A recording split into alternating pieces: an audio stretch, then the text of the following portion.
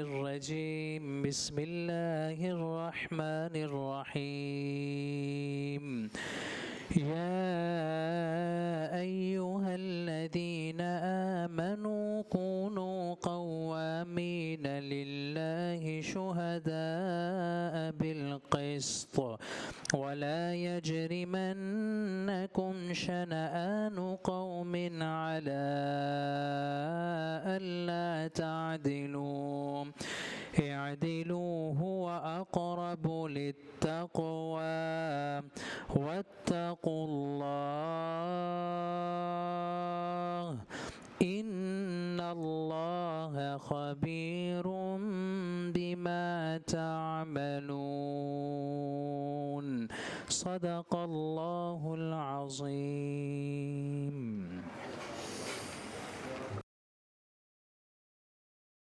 Bismillahirrahmanirrahim. Introduction, please. Assalamu alaikum, sir. Thank you, sir. Salim Ahmed, Special Secretary, Housing. Sir, Gufran Ahmed, MD Wasa Lahore. Assalamu alaikum, sir. CEO Ruda Imran Amin. Assalamu alaikum, Shakil Ahmed, Director Contracts to help my CEO, Imran Amin Sahab. जी अस्सलाम वालेकुम Syed Samsam Haider from RUDA director internal audit Syed Samsam Haider director internal audit RUDA sir Nafees Suhani sir audit officer from audit works Lahore Muhammad Aamir Khan director audit works sir Abir Usman DG audit works sir Abdul Usman additional secretary finance department पहले वासा से हम शुरू हो जाते हैं जी. तो page number sir page 23 para 3.4.2.1 एक मिनट 23 सर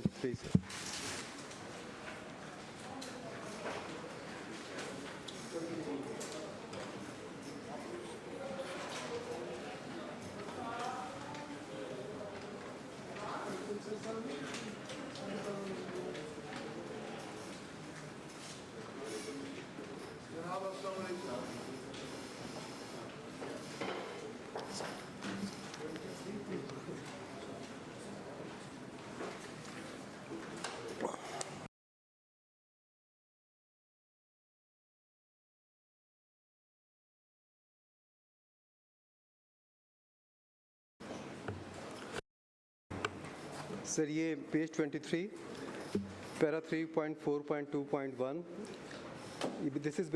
ये बेसिकली इसका ताल्लुक है इनकम टैक्स की लेस डिडक्शन से. जी sir. Director Construction Wasa Lahore paid various contractors for different works without ensuring strict observance of the tax rules.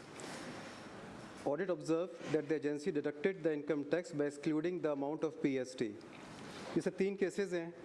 Storm water drainage Shamnagar और storm water drainage system Shamnagar to Ravi और sewage system जो है वहाँ पे adjoining Saggian road. इस case में audit की observation ये थी कि इनकम टैक्स जो है वो विदाउट एडिंग पीएसटी काटा गया है. ग्रॉस अमाउंट के ऊपर पीएसटी ऐड होता है और फिर इनकम टैक्स कैलकुलेट होता है. तो जो फैक्चुअल पोजीशन है वो ये है कि डिपार्टमेंट ने उस वक्त तक PC1 में प्रोविज़न पीएसटी की रखी नहीं थी. तो 2016 में PC1 अप्रूव हुआ था, उसमें प्रोविज़न नहीं थी पीएसटी की. और 2019 में ये रिवाइज़ किया गया, उसमें 1% पीएसटी की प्रोविज़न रखी.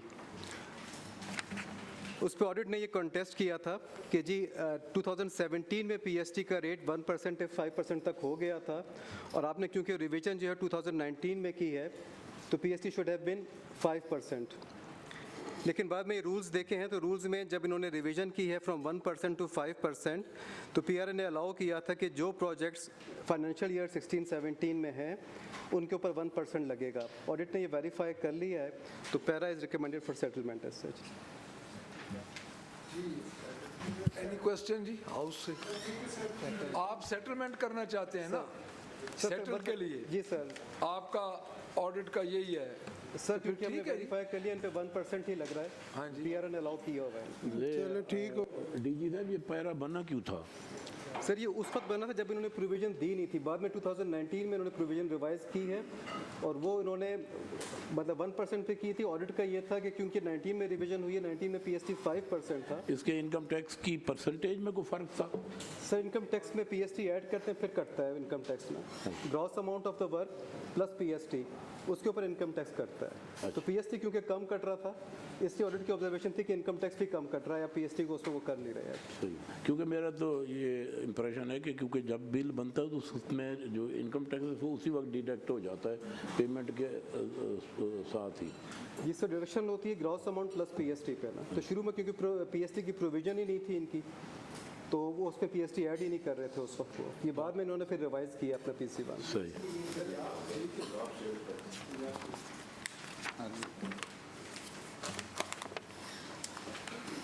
Sir page 25 sir. आपकी इसमें स्कीम लिखी हुई है? सर मेरी वर्किंग पे वहाँ नहीं लिखी हुई, फिर स्कीम का बता दें। सर ये तो इनका वासा के हेड ऑफिस का डायरेक्टर P&S है, जहाँ पे एक अनसर्विसेबल मटीरियल था। अच्छा, जो वो कॉपर की तारें होती कॉपर की तारें सर। चलें आप पढ़ें। Director P&S Vasa, LDA Lahore, did not auction copper wire for a quantity of 27,988 kg amounting to rupees 49.982 million approximately, despite lapse of 3 years. तो ये इन्होंने अब कर ली है, 2 लॉट्स के अंदर उन्होंने इसको ऑक्शन कर लिया है और 57.6 मिलियन जो है इन्होंने उस पर रिकवर कर ली है। एक लॉट इन्होंने 14/12/2022 को की है, दूसरी लॉट 23/8/2023 को की है। नहीं, तो इसका कम रेट पे क्यों किया गया जी? ये आप महकमा इसका जवाब दे जी, इसको कम रेट पे। सर कम रेट पे सर नहीं किया गया इसको, इसका ऑडिट का इतराज़ तो यही है ना जी? जी सर इसमें मैं सबमिट करता हूँ कि हमारी जो रिज़र्व प्राइस थी वो 1275 रुपीज़ पर केजी जो फिक्स हुई है सर, और जब ऑक्शन हुई सर ट्रांसपेरेंट हुई है तो वो 1500 रुपीज़ पर केजी हुई है, तो वो बल्कि अबव गई है सर। और जो ऑडिट की ऑब्जर्वेशन है कि ओल्ड मटेरियल जो है उसकी 1400 होनी चाहिए, वो ओल्ड मटेरियल है सर, वो यूजेबल होता है। ये कॉपर वो होता है जो मोटर्स बर्न हो जाती हैं, ये स्क्रैप हो जाती है, यूजेबल नहीं होती। तो उसकी हमने मार्केट से बचरी प्राइसेस लेके फिर उसकी प्राइस फिक्स की थी। अकॉर्डिंगली ओपन ऑप्शन हुई, ट्रांसपेरेंट हुई, 1500 पर केजी आई है और वो 1400 से भी अबव आई और हमने उसके मुताबिक। आप इसमें 26 सफ़े पे इधर आए ना जी, 26 पे, और यहाँ पे रिकमेंडेशन फॉर PSC पढ़ें, नंबर 2 पे जहाँ पे फिक्स रिस्पॉन्सिबिलिटी लिखा हुआ है on account of setting of reserve price of lot number 2, ये ज़रा ये पढ़ के इसके बाद फिर सर इसी के मैं सर एक्सप्लेन किया था कि रिज़र्व प्राइस हमारी 1275 जो है वो फिक्स हुई थी, और इसके साथ रिज़र्व प्राइस जो हम वासा फिक्स करता है, एक तो मार्केट से भी कोटेशन लेते हैं, दूसरा अखबार में हम ऐड देते हैं कि लोग को प्राइस दें हमें इसकी क्या प्राइस होगी। वो दोनों प्राइसेस हमने वेरीफाई करवाई हैं, उसके बेस पे 1275 आई है सर। जो 1400 का कह रहे हैं वो ओल्ड मटेरियल लेकिन वो यूजेबल होता है। ये हमारी जो स्क्रैप है ये मोटर्स बर्न हो जाती हैं, ये यूजेबल नहीं होता। तो इस वजह से मार्केट से भी रेट लिया गया, फिर प्राइसेस थ्रू न्यूज़पेपर भी ली गई, उसके बेस पे प्राइस फिक्स हुई, और उसका जब ओपन ऑक्शन हुई तो वो 1500 बल्कि 1400 से भी अबाव गई है, और बड़ी ट्रांसपेरेंट ऑक्शन हुई थी सर उसमें। इसमें ऑडिट आप बताएं जी, ऑडिट अब इसका जवाब दे।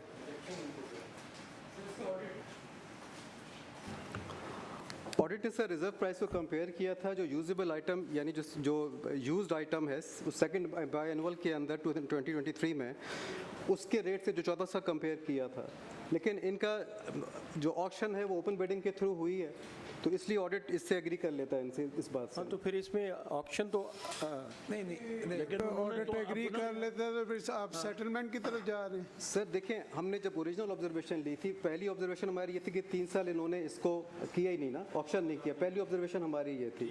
फिर जब इन्होंने रिजर्व प्राइस बनाया तो हमने उसका रिजर्व प्राइस MRS से कंपेयर किया, और उसके लिहाज से रिजर्व प्राइस इनका कम था। अब क्योंकि बिडिंग के ऊपर ऑडिट को कोई ऐसी चीज़ नज़र नहीं आई कि बिडिंग पार्शल हुई हो या कुछ और इस तरह से हुआ, तो इस वजह से सिर्फ ये कंसर्न है, बाकी फाइनेंस अगर इसमें नहीं, लेकिन रिजर्व प्राइस से तो वो काफ़ी ऊपर गए हैं ना। जी सर। हाँ जी तो अब आपको कोई इतराज़ है? नहीं सर, अब इस पर नहीं, आप सेटलमेंट कहते हैं? जी सर। इसमें मेरी एक गुजारिश है, ओपन बिडिंग सर भैया, ओपन बिडिंग में अगर हम ज़्यादा रेट आ गया तो ये तो बेनिफिशियल है गवर्नमेंट के लिए। हाँ, तो हमें कर देना चाहिए। नहीं, मैं ऑडिट वालों से गुजारिश करता हूं कि जो प्रोसेस उनके ऑक्शन का है उन्होंने वो अडॉप्ट किया। अगर इस तरह आप इन बातों पे ऑडिट पैरा बनाएंगे तो फिर वो यही है ना, वो पड़ा रहेगा तो बैक डोर से वो कहीं ना कहीं ज़ाया हो जाएगा और लोग बेच के खा जाएंगे। आप इस तरह की बातों से इनको इनकरेज करें कि जो भी है चलो थोड़ा नहीं तो बहुत कुछ आ रहा है ना जी। अच्छा, नहीं, मेरी अंडरस्टैंडिंग है ना जी, ऑडिट ने एतराज़ किया है उनकी रिजर्व प्राइस पे कि रिजर्व प्राइस ये देखे ना, लेकिन वो तो लकीली वहाँ उस रिजर्व प्राइस से बहुत ज़्यादा ऊपर ऑक्शन हो गई है, तो उनकी कंटेंशन अपनी जगह रूल्स के मुताबिक फाइनेंस डिपार्टमेंट बता दे क्या ये दुरुस्त है कि क्या गलत है। नहीं, लेकिन उनकी जो ऑक्शन प्रोसेस और रूल्स का प्रोसेस है आया वो नहीं, प्रोसेस तो बड़ा ठीक है, वो सिर्फ रिजर्व प्राइस की बात है। रिजर्व प्राइस तो किसी मार्केट के ऊपर बननी है ना, डिफरेंट है। उसकी रिजर्व प्राइस भी किसी चीज पे बनेगी ना, कोई मार्केट से लेंगे कहीं से लेंगे। उन्होंने अपनी रिजर्व प्राइस लगाई और उसके बाद उन्होंने ऑक्शन किया। अगर उनके इस प्रोसेस पे कोई कहीं भी मैलाफाइडी है तो फिर तो ज़रूर उस पर ऑब्जेक्शन हो। अगर वो प्रोसेस ठीक है तो फिर इस तरह के निमानी साहब मैं अर्ज़ करता हूँ, मेरी अंडरस्टैंडिंग है वो ये है कि पैरा पहले बना है, पैरा आपका इसी तरह है ना जी सर, और ओपन बिड बाद में हुई है सर, बस। तो अब चूंकि देर आया दुरुस्त नहीं, वो तो सेटलमेंट हो गई, लेकिन मैं निमानी साहब की बात का कह रहा हूँ कि हमारी अंडरस्टैंडिंग ये है कि उन्हें एतराज़ रिजर्व प्राइस पे था। हाँ जी, हाँ तो जी। हाँ, रिजर्व प्राइस जो है वो कहते हैं कि वो कम रखी गई थी अकॉर्डिंग टू ऑडिट। उसके बाद बिडिंग हुई, बिडिंग के अंदर वो इंक्रीज में चला गया, वो जो बिडिंग है वो काफ़ी हाई हो गई। तो अब मेरा ख्याल है लॉस टू एक्सचेकर तो है नहीं, सही कह रहे हैं, सेटल कर दें वो, लेकिन असल में बल्कि अकॉर्डिंग टू तो ये गेन टू एक्सचेकर है।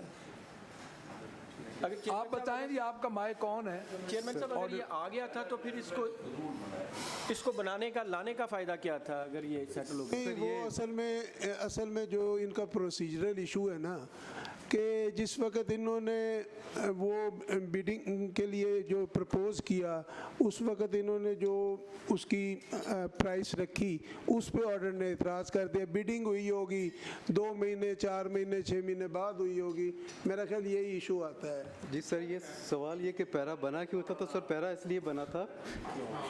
जी सर, नुमान साहब आप क्या फरमा रहे हैं?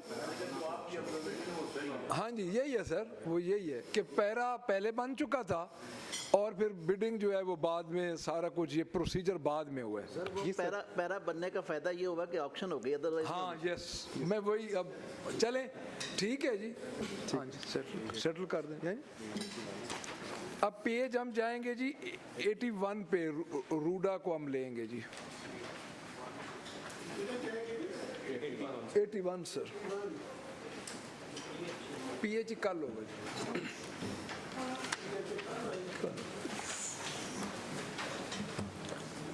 सर पेज 81,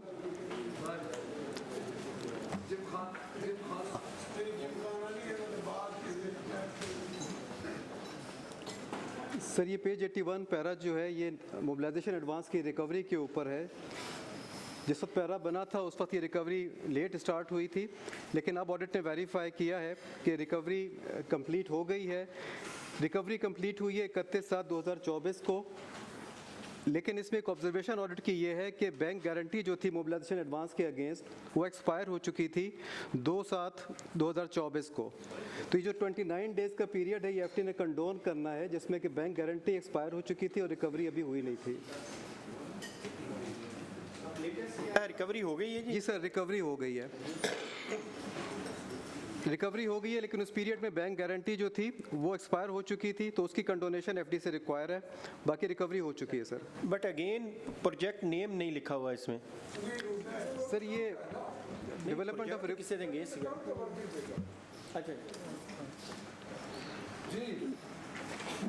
जी सर, इसमें मेंशन है sir development of river training works.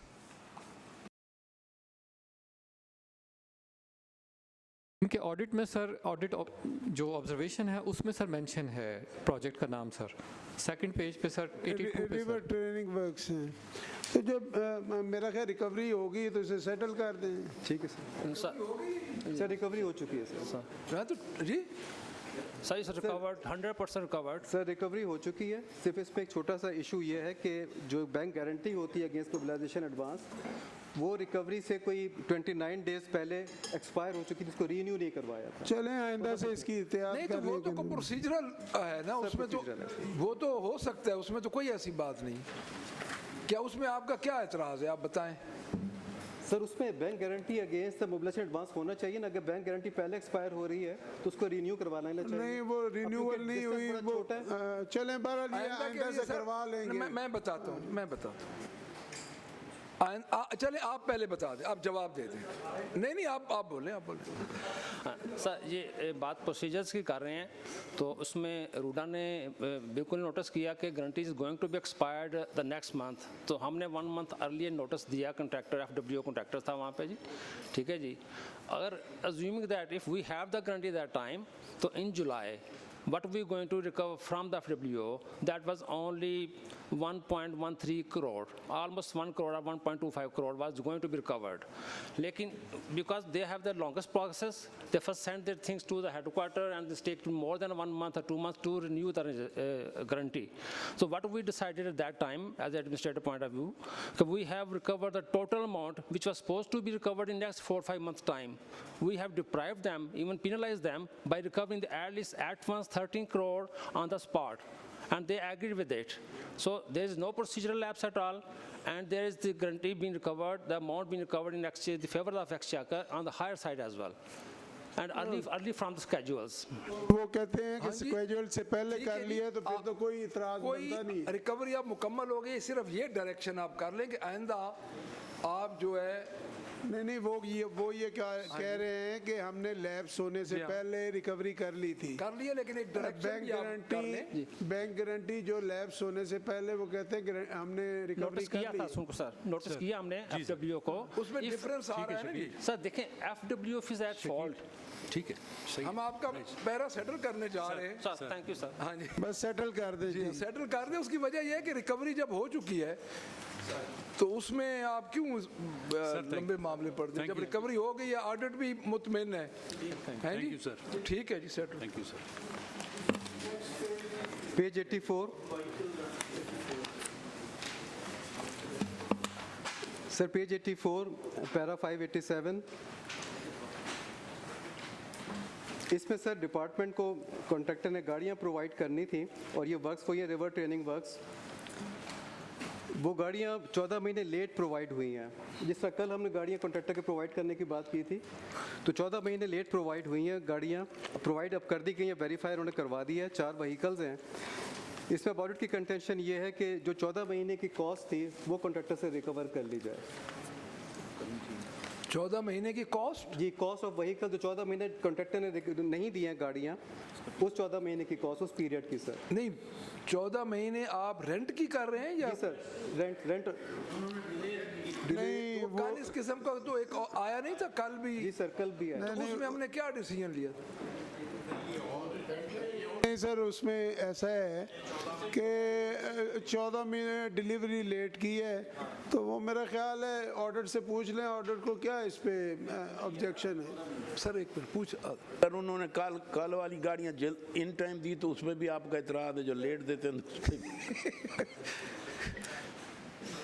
Ji sir, इसमें ये है कि सर कॉन्ट्रैक्ट क्लॉज ये होती है कि जब गाड़ियां हैं वो कॉन्ट्रैक्ट इनिशिएट होने के बाद सुपरविजन के लिए कंसल्टेंट को और स्टाफ को दी जाती हैं। उसकी जैसे कल बात हुई थी काफ़ी डिटेल में कि उसकी कॉस्ट जो है वो बिल्ट इन होती है प्रोजेक्ट की कॉस्ट के अंदर। तो उसमें CBD के अंदर भी ये पैरा आगे आ रहा है और वहाँ पे उन्होंने रिकवरी कर ली है ना, मतलब उन्होंने ऑर्डर कर दिया उस रिकवरी का कि जितना डिले पीरियड है, जिस पीरियड में कॉन्ट्रैक्टर ने ये फैसिलिटी प्रोवाइड नहीं की है, खाली उस पीरियड की कॉस्ट जो है वो उससे रिकवर कर लीजिए क्योंकि उसके बिल्ट इन थी। उसकी कॉस्ट कैसे नहीं, कॉस्ट आप कैसे असेस करते हैं? सर ये जो CBD ने किया उसका प्रेसिडेंट हमारे पास है, उन्होंने अपने उस पर किया, ये देख लें ये किस तरह करेंगे असेस।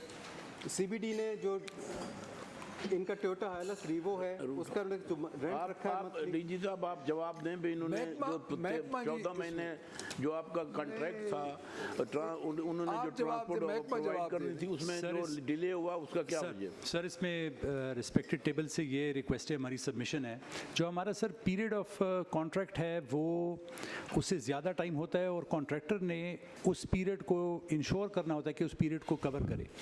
बिकॉज स्टार्ट में जब स्टाफ आ रहा होता है उस वक्त मोबिलाइजेशन की ज़रूरत होती है इन व्हीकल्स की, जब आपके स्टाफ सारे उधर अवेलेबल हो जाएं, subjective to the land availability जो आ रही होती है। बिकॉज इसमें उनका जो पीरियड था सर वो एक्सटेंड हो गया, तो उतने ही टाइम की हमें पेट्रोल और गाड़ियाँ मिली जो कि उनके एग्रीमेंट में स्पेसिफाई था। सो मेरी सर सबमिशन ये है कि डेट जिस दिन को देनी थी उस दिन से रिक्वायरमेंट जिस दिन स्टार्ट हुई और उसके बाद जब फिनिश हुई तो वो उतना ही टाइम बना। अगर उसके बावजूद भी टेबल सर जो करेगा हमें इंस्ट्रक्शंस अगर रिकवरी की करते हैं वो कर लेंगे, ऑल्दो वो सेटल कर दिए हैं बिकॉज उनका एक ऑन गोइंग कॉन्ट्रैक्ट है सर हमारे पास, एक फ्रेमवर्क एग्रीमेंट के थ्रू हम चल रहे हैं। आपका मतलब ये है कि डेट्स का डिफरेंस है सर, पीरियड एक है सर पीरियड वही है जो रिकमेंडेड है सर, आप ये कह रहे हैं सर। तो इसमें ऑडिट का आप बताएं जी। आप नहीं सर, अगर पीरियड वही है तो फिर ऑर्डर पे एतराज़ नहीं है।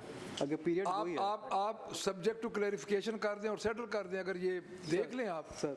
राइट, ठीक है सर। इसमें तो ये है कि ये तो आप भी तकरीबन 70% तो आप भी मान गए हैं जी सर। अगर पीरियड वही है फिर तो उसका पीरियड देखिए, उसमें ये है कि अगर 4 महीनों के लिए आपके पास गाड़ियां रहनी है तो 4 महीनों के लिए ही वो गाड़ियां उधर इस्तेमाल हुई हैं, तो उससे ज़्यादा अगर पीरियड एक्सेस नहीं हुआ तो फिर तो मेरे ख्याल में कोई ऐसी बात नहीं है। ठीक है सर, ठीक है सर। थैंक यू जी, थैंक यू सर।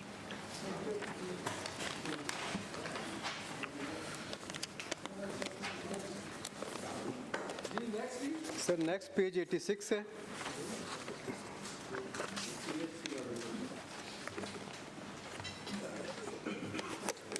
ये सर पैरा है रिलेटिंग टू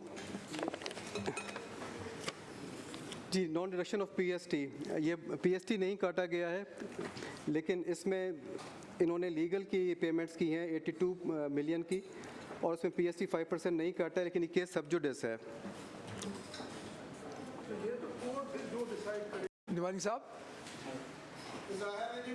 जुडिस है मैटर, आप जरा SDSE की आप जो फिर कोर्ट डिसाइड करेगी, ठीक है। नेक्स्ट क्या जाने दी?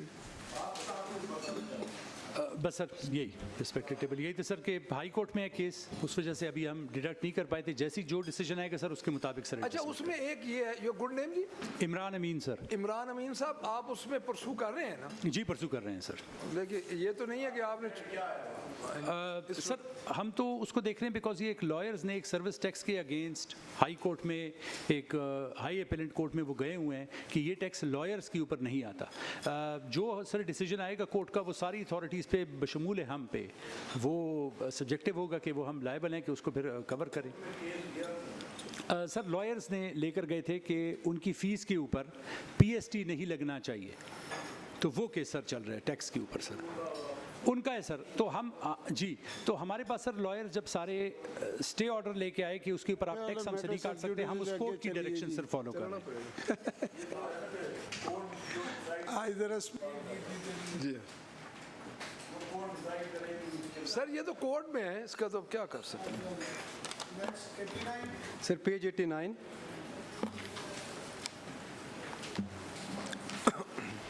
इसमें सर स्प्लिटिंग है, वॉलेशन ऑफ पेपर रूल्स हैं। इसमें 2 इश्यूज़ हैं। एक ये कि जो रूडा के अपनी रेगुलेशंस हैं वो इन कंप्लायंस विद PPRA नहीं है। अच्छा, ये mis procurement irregular payment due to violation of PEPRA rules. जी, पेपरा रूल्स है। तो सर इसमें डिपार्टमेंट बता दें। नहीं, आप पहले ये बताएं ना, पूरा पढ़ के तो दें ना जी मेंबरान को। सर अपराइज तो होना है जी क्या? सर ये जितने मल्टीपल केसेस हैं सर, इनमें 2 इश्यूज हैं।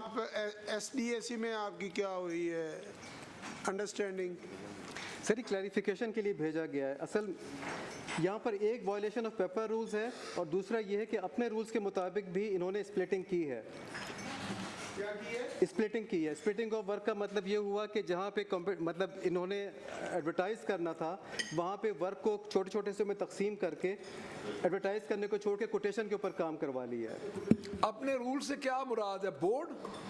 इनका कोई बोर्ड है आपका कोई? जी सर, बोर्ड के रूल्स। तो क्या बोर्ड की कंपोजिशन क्या है जी? सर मैं एक्सप्लेन करता हूँ सर, थोड़ा स्टार्ट से विद योर परमिशन। जी जी सर, 2021 में ये एक्ट बना, असेंबली से सर अप्रूव हुआ और सर उस एक्ट में प्रोविज़न दी गई कि इस अथॉरिटी के लिए पेपरा जो है वो उसको ओवरराइडिंग इफेक्ट है और आप अपने रेगुलेशंस बना सकते हैं।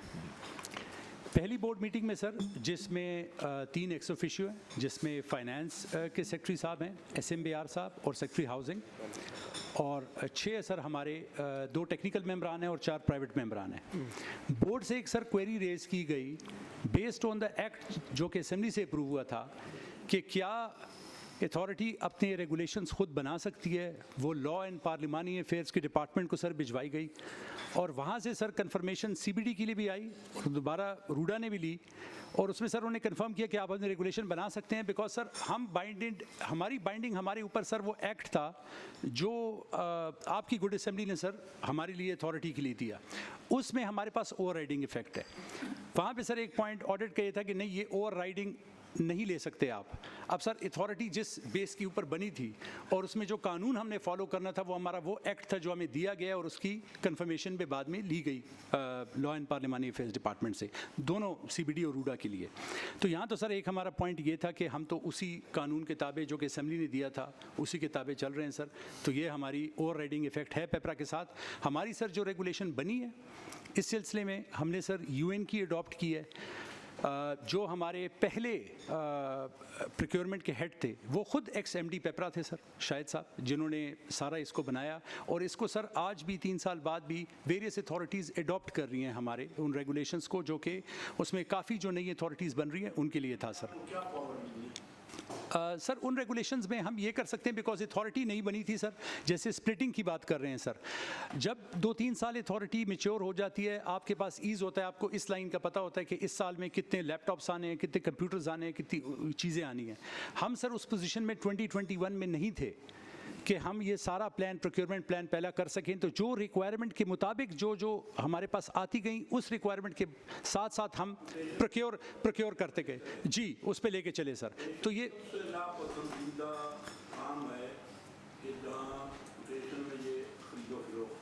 ट्रू सर, ये कोई ऐसी बात नहीं है जिसको कोई अप्रिशिएट किया जाए। जी सर ट्रू।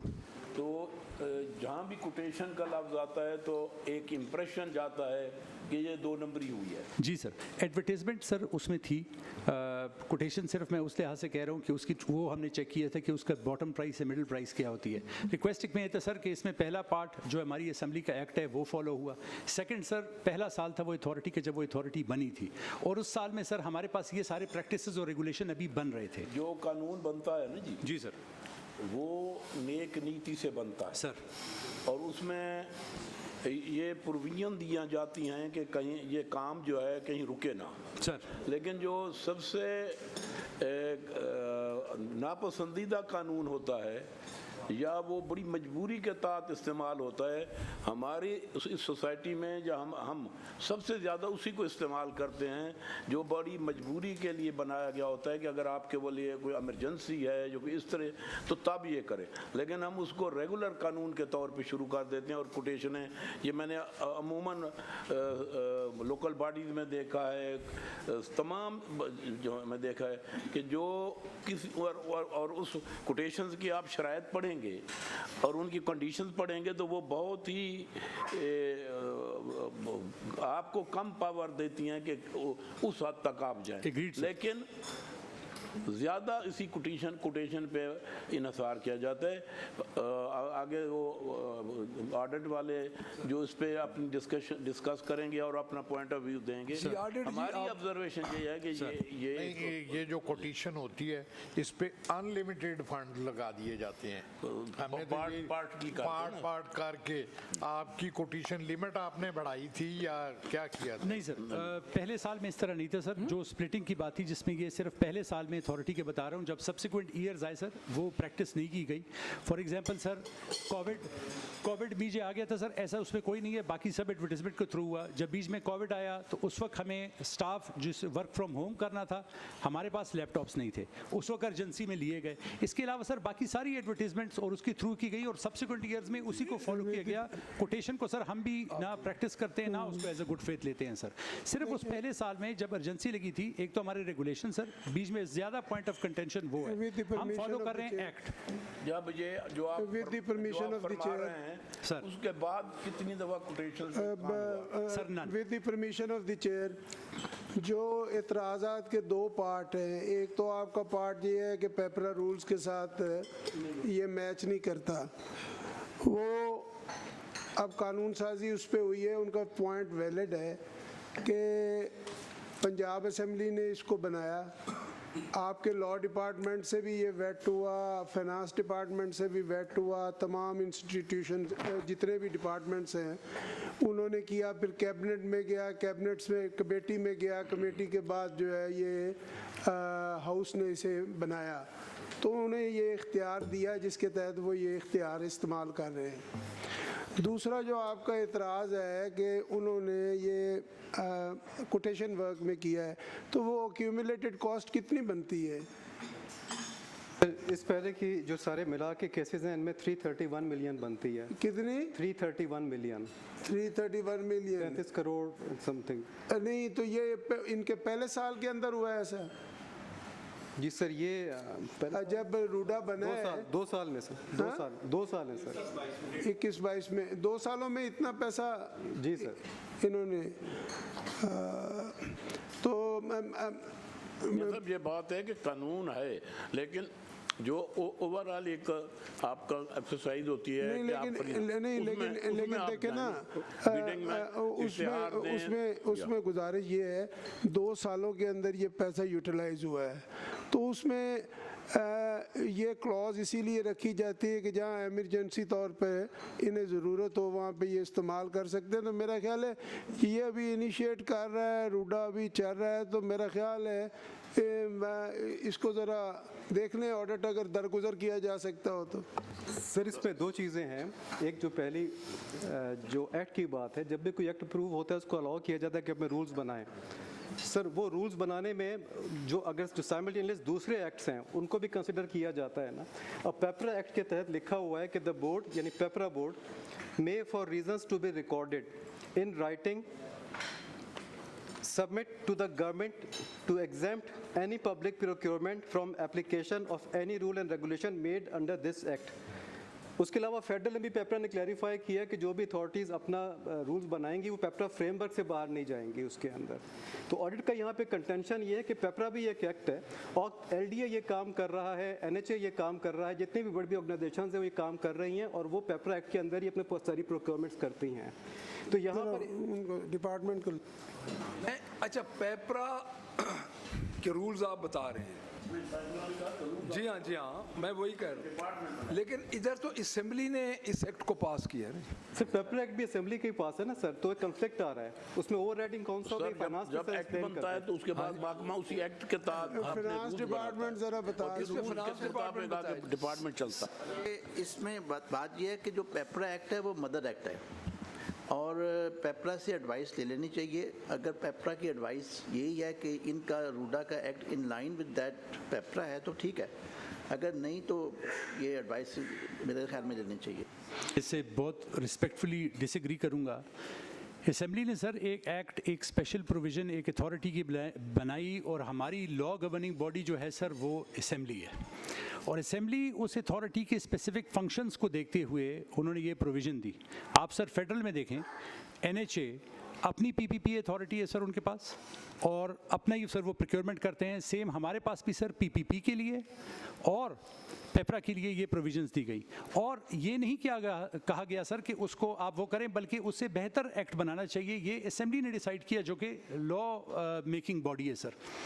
इस अथॉरिटी को सर अगर हम दोबारा उसके साथ जाएंगे, बिकॉज एक नई अथॉरिटी बन रही है, 5 साल ऐसे हैं सर जिसको में आपने जैसे पहले साल में सर ना हमारे पास कुर्सी है ना टेबल है, उसकी प्रोक्योरमेंट के लिए आपको करने पड़ती हैं। उन रेगुलेशंस को हमने फ्रेम भी किया सर एक्ट के मुताबिक। हमारी सर ये रिक्वेस्ट है कि अगर इस पर कोई चेंज है तो वो सर एक्ट में चेंज हो सकता है, बिकॉज हम तो ताबे हैं सर उस एक्ट के जो आपने हम पे अथॉरिटी को दी है सर। उसमें अगर कोई चेंज है तो फिर एक्ट में चेंज कराई जाए सर। इसमें यह है कि I stand with the act जो कि असेंबली ने लेजिस्लेट किया है, इनको उसी के ताबे आगे चलना चाहिए। आप ये पावर असेंबली के पास है, उसने अपनी पावर यूटिलाइज करके एक एक्ट डिपार्टमेंट से आया, उस पर उन्होंने डिस्कस किया, कैबिनेट कमेटी में गया, स्टैंडिंग कमेटी में एक्ट पास हो गया। उसमें नहीं उसमें टेंडरिंग की पोजीशन नहीं थी। टेंडरिंग एक्ट के तहत ये जी इन प्लेस आया नहीं, ये सारी टेंडरिंग तो नहीं हुई, ये जितने कंप्यूटर या लैपटॉप्स खरीदे गए हैं जी।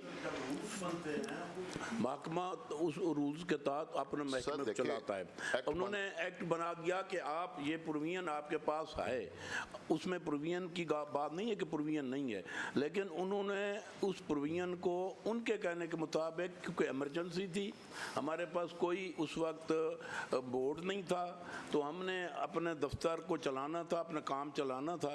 दोनों अतराफ एक डिस्कशन की बात हो सकती है, लेकिन इसमें यह है कि अगर उनकी बात सुनेंगे, क्योंकि नया दफ्तर बना था, ना कुर्सी थी ना मेज़ थी, तो उनको उस कोटेशन वर्क में जाके उनको ये इमरजेंसी में काम करना पड़ा। आप ये कमेटी है कि उनको देख ले। सर उसमें ये है कि एक एक्ट बन गया, एक अथॉरिटी वजूद में आई उस एक्ट की वजह से। अभी उनके पास ना दफ्तर है, ना कुर्सी है, ना मेज़ है, रूल्स बनाने हैं उन्होंने, प्रोसीजर बनाने हैं, तो उसके लिए उनको टाइम चाहिए। बैठेंगे, मीटिंग करेंगे, लिखेंगे, उसको लोटर थॉट करेगा, तो होनी है। तो जब तक ये चीज़ें जब तक ये चीज़ें नहीं हुई, I think we should examine them, और ये जो कोटेशन को एक्सेप्ट कर लिया जाए और आगे जो है ये अपने हिसाब से चले। सर इसमें ये क्या था कि आपने इतनी जल्दी में किया कि आप बोर्ड बनाने से पहले ही शुरू हो गए।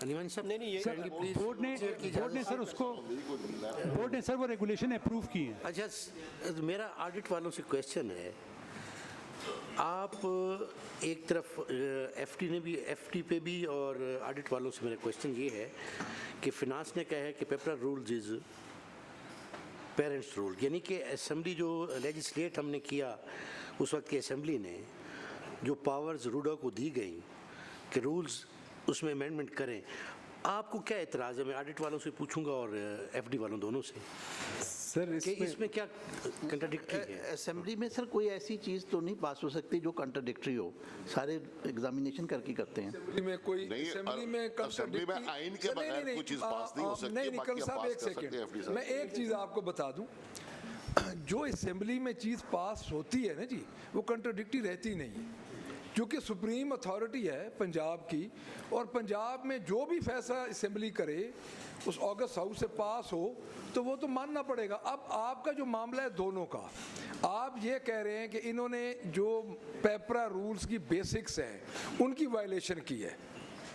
ऑडिट का ये कहना है कि इन्होंने उस अपना जो इनको प्रोविजन दी गई, जो उन्होंने रूल्स बनाए और उस रूल्स के तहत इन्होंने सारा प्रोसीजर किया, आपका मकसद ये है कि वो पेपरा उसकी इजाज़त नहीं देता। ऑडिट यही कह रहे हैं ना जी? नहीं सर, इसमें दो मैं थोड़ा सा सर इसको नहीं सर, जो सर विद योर परमिशन, जो मेरी अंडरस्टैंडिंग है ना, वो ऑडिट ये कहता है कि लॉ तो बना दिया असेंबली ने, अब जो रूल्स बनाने थे ना इन्होंने, वो पेपरा को मद्देनजर रखते हुए इन्होंने रूल्स बनाने थे। यही कह रहा हूं। अच्छा, मेरा भी यही मतलब। अब जो डिपार्टमेंट का की कंटेंशन है ना, वो कहते हैं कि जब असेंबली ने हमें ऑथराइज कर दिया है तो अब हम किसी के पाबंद नहीं है। This is the contention. Sir गुजारिश ये है कि जो फाइनेंस वाला कह रहे हैं ना, वो गुजारिश ये है कि जो एक्ट बनता है वो भी डिपार्टमेंट्स उसको प्रपोज करके भेजते हैं, उसमें उस तमाम चीज़ें डिपार्टमेंट ही रिकमेंड करता है असेंबली में, फिर स्टैंडिंग कमेटी उसको देखती है, थोड़ा बहुत कोई चेंज हो तो कर लेती है। ये उस डिपार्टमेंट कोई ये असेंबली आज खुद नहीं बनाती, यही डिपार्टमेंट अपनी ज़रूरत के तहत जो भेजते हैं वही वो होता है। जैसे मियां साहब ने फरमाया ना सर कि ये टाइम गैप है, उस गैप में जो इन्होंने परचेजिंग की है वो उसी को ऑब्जेक्ट किया जा रहा है। मैंने यही डीजी से पूछा कि उस पीरियड के बाद भी आपने कोटेशन पे काम किया, उन्होंने नफ़ी में जवाब दिया, उन्होंने हमने नहीं किया। तो फिर कोई मेरे ख्याल उससे इमरजेंसी होगी, लेकिन ये फाइनेंस वालों का है कि ये पेपरा वालों से भी मेरा ख्याल है वेट कराया जाए। ऑर्डर की बात सुन। अच्छा मियां साहब, इसमें अर्ज ये है कि पेपरा जो है वो तो जनरल लॉ है ना, सब पे अप्लाई होना है, उसके लिए एग्जाम्पशन तो नहीं होनी ना कि जी ये इनका नया एक्ट बना है तो आप उस पर नहीं आते। वो तो सारे डिपार्टमेंट के लिए बना है कि जो भी डिपार्टमेंट कोई चीज़ बाय करेगा उस पर अप्लाई होना। उससे इग्नोरेंस आप कहेंगे जी हमारे ऊपर नहीं अप्लाई होता, वो कैसे होता है? नहीं मैं थोड़ा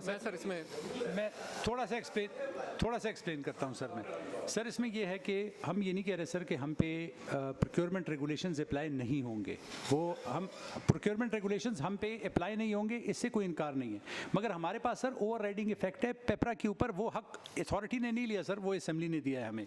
उसमें सर एक क्लैरिफिकेशन 29 अप्रैल 2025 की अभी सर लॉ डिपार्टमेंट ने हमें दी है, जो हमने सर लॉ एंड पार्लिमानी अफेयर से दोबारा मांगी। और ये सर सीबीडी के केस में जो कि सिमिलर है, वो कह रहे हैं sir notwithstanding anything contained in Punjab Procurement Regulatory Authority Act 2009 and the rules regulations made thereunder, the PCBDA may, by the regulation, prescribe methods and procedure for undertaking public procurement under the Act, and such prescribed methods shall exclusively governs procurement by the authority.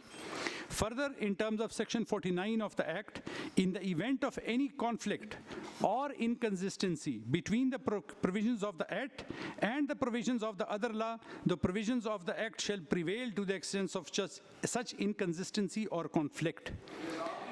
ये law department sir, thereby the procurement regulations अब तो मसले खत्म हो गया। मियां साहब, this is self explanatory, उन्होंने explain कर दिए। मियां साहब, पेपरा रूल इस तरह हो सकता है कि इन पे अप्लाई हो या दूसरे पे अप्लाई ना हो, ये तो जनरल रूल बनाए गए थे सबके लिए कि टेंडरिंग होगी और ये पैरामीटर होंगे, एग्जेम्प्ट कर सकते हैं किसी को? जरा लॉ डिपार्टमेंट का पढ़ लेना जी। Sir with permission of sir this house sir ये ड्यूरिंग वेरिफिकेशन सर ये इन्होंने हमें प्रोड्यूस किया था, ये हमने वेरिफिकेशन इसके ऊपर काफ़ी एट लेंथ डिस्कशन हुई है। सर ये जो बात कर रहे हैं ये 1-2 साल से सीबीडी में भी यही इशू आएगा और रूडा में भी यही इशू है। सर इन्होंने जो प्रोक्योरमेंट रूल्स है ना, जो फ्रेमवर्क है उसको सर इन्हांस किया है। इन्होंने 2 लाख कोटेशन है जो पेपरा ने कहा है कि आप जिस तरह सर ने कहा कि 2 लाख तक कोटेशन को डिस्कर्ज करना है, सर इन्होंने उसकी लिमिट को इन्हांस करके 5 लाख किया है और 50 मिलियन तक सर ये इन्होंने प्रिक्वायरमेंट नहीं करनी, इन्होंने अपनी वेबसाइट पे देना है और सर अखबार में इश्तिहार दे देना है। दूसरा सर एक और सर इन्होंने कहा कि हमने रूडा एक्ट के तहत अपने रेगुलेशंस बनाए हैं। सर रेगुलेशंस होते हैं नॉन स्टेचुटरी, रूल्स होते हैं स्टेचुटरी, इन्होंने बनाने थे रूल्स। अब प्रिक्वायरमेंट रूल्स सर जो कहता है 61 रूल्स का क्लास है सर, वो कहता है कि इसके रूल्स रिलैक्स नहीं किए जा सकते पेपरा के, क्योंकि सर वो एक सारे all over the Pakistan, all over the international transparency के तहत होते हैं सर। अब सर जो रूडा एक्ट के तहत जो इन्होंने अपने बोर्ड से अप्रूवल ली सर, वो भी इनकम्प्लीट ली सर, उसमें ना मिनट्स ना उसके मेंबर्स पूरे थे। जो रूडा एक्ट में लिखा हुआ है ना अथॉरिटी की कंपोजिशन, उस कंपोजिशन के ये मुताबिक नहीं थे। हमने उसको भी चैलेंज किया, हमने कहा जनाब इस अपनी बोर्ड के जो आपके क्योंकि मिनट्स में उसमें ही कन्फ्लिक्ट आ रहा है, फिर आप पेपरा एक्ट को छेड़ें जो पूरा फ्रेमवर्क है। तो सर इसी की बेसिस पे सर ये एफडी को फॉर क्लैरिफिकेशन और कंडोनेशन के लिए गया सर। की की तरफ मेरी गुजारिश है, इसमें कंट्राडिक्टी काफ़ी मामला था, हमें इस पे फैसला करने के, हमें आप हाउस के अंदर अपने में फैसला करना चाहिए कि इनको क्लियर, हम जो भी डिपार्टमेंट कंसर्न है, पेपरा है, लॉ है, हम उसकी एडवाइस लें और उसके बाद हम इस पे डिसीजन करें।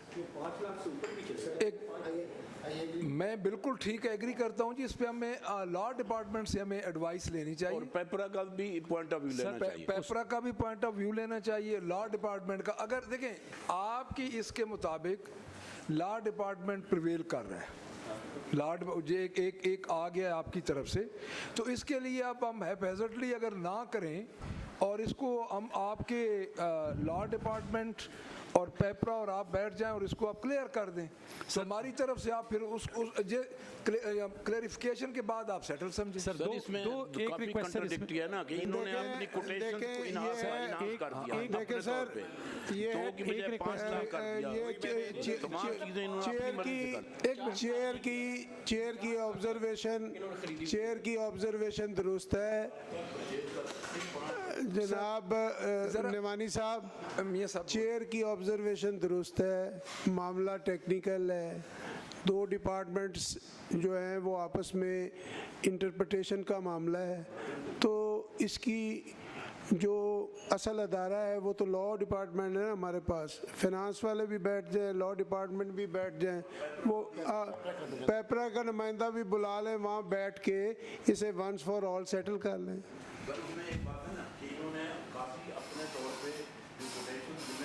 ऑलरेडी चल रही हैं, जो अप्लाई कर रहे हैं वो 2 लाख है, इन्होंने उसको 5 लाख कर दिया। सर वो उसी के अंदर वो बात आ जाएगी ना। अच्छा एक बताएं, कोविड था उन दिनों में? जी सर, उसमें एक रिक्वेस्ट मैं करूंगा सर, इसके 2 जो पार्ट्स हैं, एक तो सर जो ओवरराइडिंग इफेक्ट है वो तो लॉ कंफर्म कर चुका है, उस पार्ट तक सर मैं रिस्पेक्टफुली इस टेबल से रिक्वेस्ट करूंगा कि वो चीज़ कंफर्म कर दें कि असेंबली का एक्ट है सर, वो तो हमें फॉलो करना था। जो हमारी रेगुलेशन है सर, उसके ऊपर सर आपकी डायरेक्शंस पे हम चले जाते हैं। जो पहला सर पार्ट है, जो असेंबली ने कानून बनाया है सर, कानून के ऊपर तो हम डिपार्टमेंट्स कोई फैसला नहीं ले सकेंगे, वो बॉडी तो सर और वो पावर्स तो आप लोग की हैं। मैं कह रहा हूँ सर कि अगर पहला ये पार्ट कंफर्म कर दिया जाए, जो सेकंड पार्ट है रेगुलेशन का, जिस तरह सर आप डायरेक्ट कर रहे हैं, हम बैठ जाते हैं और उसमें अगर उनको कहीं इनकंसिस्टेंसी नजर आ जाती है उसको देख लेते हैं सर। उसमें लॉ डिपार्टमेंट, पेपरा, ऑडिट और आप बैठेंगे, पूरा डिसाइड होगा। ये बात आपकी दुरुस्त है। जहाँ तक रेगुलेशन की बात है उसी पे आप करेंगे ना आपस में, रेगुलेशन पे करना है सर। ये बात दुरुस्त है सर, थैंक यू इससे हम एग्री करते हैं सर, थैंक यू। ठीक है जी सर, इसमें ये जो मामला है ना सर, रेगुलेशन पे उस वक्त गया जब इन्होंने पहले इब्तदा की, इनकी इब्तदा और आखिर दोनों डिस्कस होंगी, फिर उनका कोई राय बनेगी। सर उधर जो लॉ है ना वो तो असेंबली ने पास कर दिया है, वो भी नहीं वो डिस्कस नहीं होगा सर। नहीं सर उसे कोई फोरम ऑब्जेक्ट नहीं कर सकता। नहीं मेरी बात सुनिए ना, जहाँ पर रेगुलेशन की बात है वो उनकी बात दुरुस्त है, मामला रेगुलेशन पे जाके जो इनकी डिस्कशन होगी, जो असेंबली ने एक्ट पास कर दिया उस पे तो क्वेश्चन हो नहीं सकता। उस एक्ट की जो सर रूल्स पे, रेगुलेशन पे होगा ना, रेगुलेशन पे होगा। हाँ रेगुलेशन पे होगा, जो एक्ट पास हो गया है उस पे क्वेश्चन नहीं हो सकता। एक्ट की भी हर आदमी अपने तौर पे भी नहीं देखे ना, उसमें सारे डिपार्टमेंट बैठेंगे, अपना अपना पॉइंट ऑफ व्यू देंगे, और लॉ डिपार्टमेंट और फिनांस डिपार्टमेंट पेपरा बैठ के उसको सेटल करने बनाए या रूल्स या क्या बनाए, वो लॉ डिपार्टमेंट क्लियर करेगा। देखिए जो है कंट्राडिक्शन तो नहीं होनी। अजी आप बोले सर, यहाँ पे मतलब एक एक्ट तो इनका पास हुआ, रूडा का एक्ट ना, वो असेंबली ने पास किया, एक एक्ट पेपरा पास हुआ, वो भी असेंबली ने पास किया, और उसके अंदर पेपरा के एक्ट के अंदर ये लिखा हुआ है कि इसकी एग्जाम्पशन जो है वो पेपरा बोर्ड कैबिनेट को अप्रूवल के लिए भेजेगा, फिर एग्जाम्पशन होगी तमाम पब्लिक प्रोक्योरमेंट्स में। तो यहाँ पे ये कंट्राडिक्शन है, इनका एक्ट कह रहा है कि ये खुद बना लें और वहाँ पेपरा एक्ट कह रहा है कि कोई भी पब्लिक प्रोक्योरमेंट उसके, तो ये 2 एक्ट्स के बीच में जो कंफ्यूजन है इसकी रेजोल्यूशन के लिए पेपरा फेडरल प्रोविंशियल नहीं, एक पंजाब ने अगर वो पास किया हुआ है पेपरा, तो जिस वक्त ये एक्ट बन रहा था उस वक्त तमाम डिपार्टमेंट्स को ऑन बोर्ड नहीं लिया। नहीं साहब आप उनकी बात नहीं अंडरस्टैंड की कि पेपरा में 2 लाख था, अगर किसी ने नहीं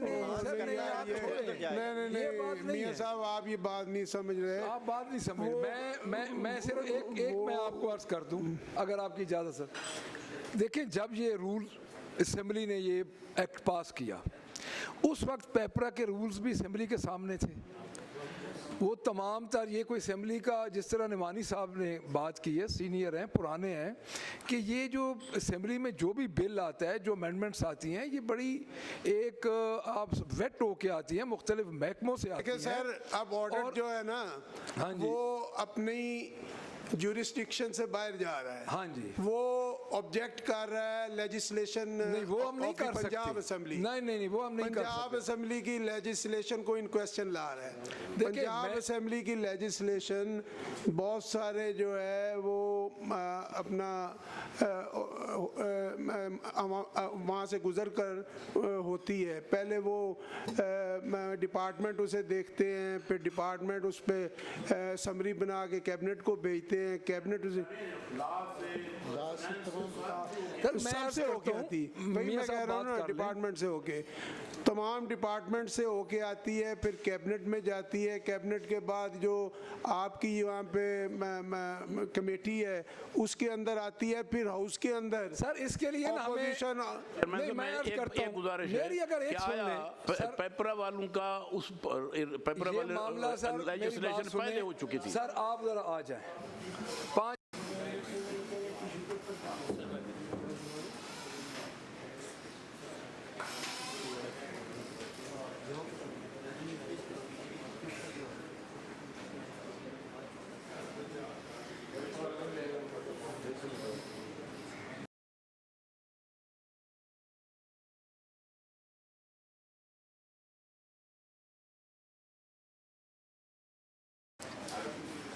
जी बिस्मिल्लाहिर्रहमानिर्रहीम जी। अच्छा इसमें हमारा यूनानिमसली ये है कि हम रेगुलेशन को ही आप अपडेट करेंगे और इसमें आप फाइनेंस लॉ एडमिनिस्ट्रेटिव डिपार्टमेंट जो आपका है उसमें आपका पेरेंट डिपार्टमेंट रूडा भी होगा और पेपरा और ऑडिट मिल के रेगुलेशन को आप हमें क्लैरिफाई कर देंगे सर, ताकि बाकी जो एक्ट है वो कमेटी का यूनानिमसली यही फैसला है कि हम क्योंकि असेंबली की तरफ से ये एक्ट आया है तो उसको हम टच नहीं करें। सर नहायत शुक्रिया। Thank you sir. Within 30 days जी, राइट, विद इन 30 डेज ये रिपोर्ट आप दे दें। नहीं ठीक है जी। नेक्स्ट जी सर, ये अब इस इशू के ऊपर सारे जो पैराज हैं उसको इसी पॉलिसी में रखें जी। इस इशू के ऊपर ये तकरीबन 7-8 सर पैराज हैं, उनको सर 1 बाय 1 जरा ये पढ़ दें तो पॉलिसी तो फिर यही आ गई ना। आप महकमा इसमें महकमा अपनी कोई इनपुट आप दे दें जी। We are absolutely fine with this sir, बिल्कुल ठीक है सर। आइडेंटिकल पैराज है ना जी सर, आइडेंटिकल हैं सर, सारे प्रोक्योरमेंट के सीपीडी और रूडा के सारे रिकवरी वाले केस जी ये बनेंगे सारे रिकवरी के जी फिर 96 नहीं। अब आप रूडा वाले क्या सजेस्ट करते हैं कि हम इन्हें टेकअप करें या जब तक आपकी मीटिंग या कोई उसका आउटकम नहीं हो जाता उस वक्त तक इसे पेंड कर दें? आप नोट नहीं देखे ना, अगर आइडेंटिकल हैं तो डिपार्टमेंट से हम राय ले लें कि इन्हें पढ़ने का कोई फ़ायदा है। अगर जब तक मेरा ख्याल है इनकी आपस में रिपोर्ट नहीं आ जाती। पढ़े जान के दोनों के नाल अटैच कर देते जान जो फैसला सर हम नहीं, वो तो फिर वेस्टेज ऑफ टाइम होगा ना, वेस्टेज ऑफ टाइम होगा। मैं अर्ज करता हूँ आपको, इसमें आप करें ये, फिर हम दोबारा ये हमारे पास आए, आप ये पढ़ते जाएं तो सेम डिसीजन जो है वो अप्लाई हो जाएगा, हैं जी। आप एक दफ़ा ये पढ़ लें सर, आप एक जो कि सर पढ़ने तो पढ़ेंगे ना, आपको फैसला वही है जो आपको ये कर देंगे तो फैसला वही कर देंगे कि ना। फैसला तो आपने दे दिया। अब अगर आइडेंटिकल पैराज हैं इनका आउटकम पढ़ने के बाद भी यही आना है कि subject to the report of procedural committee. Procedural है पढ़ने दें उनके साथ अटैच कर दिया जाएगा। सर ये प्रोसीजरल है ना जी, आप पढ़ नहीं इधर रिकॉर्ड में तो हो ना, आपकी कमेटी के सामने 2-2 मिनट में हो जाएंगे जी। वरना दोबारा आ जाएंगे फिर नहीं ना भी आए नहीं आने ही नहीं दोबारा, तो फिर हमारा अच्छा चले आप कहते हैं यहाँ पे कमेटी इतने बड़े प्रोसीजर पे बनी है, इस पे आप नहीं प्रोसीजर को कोई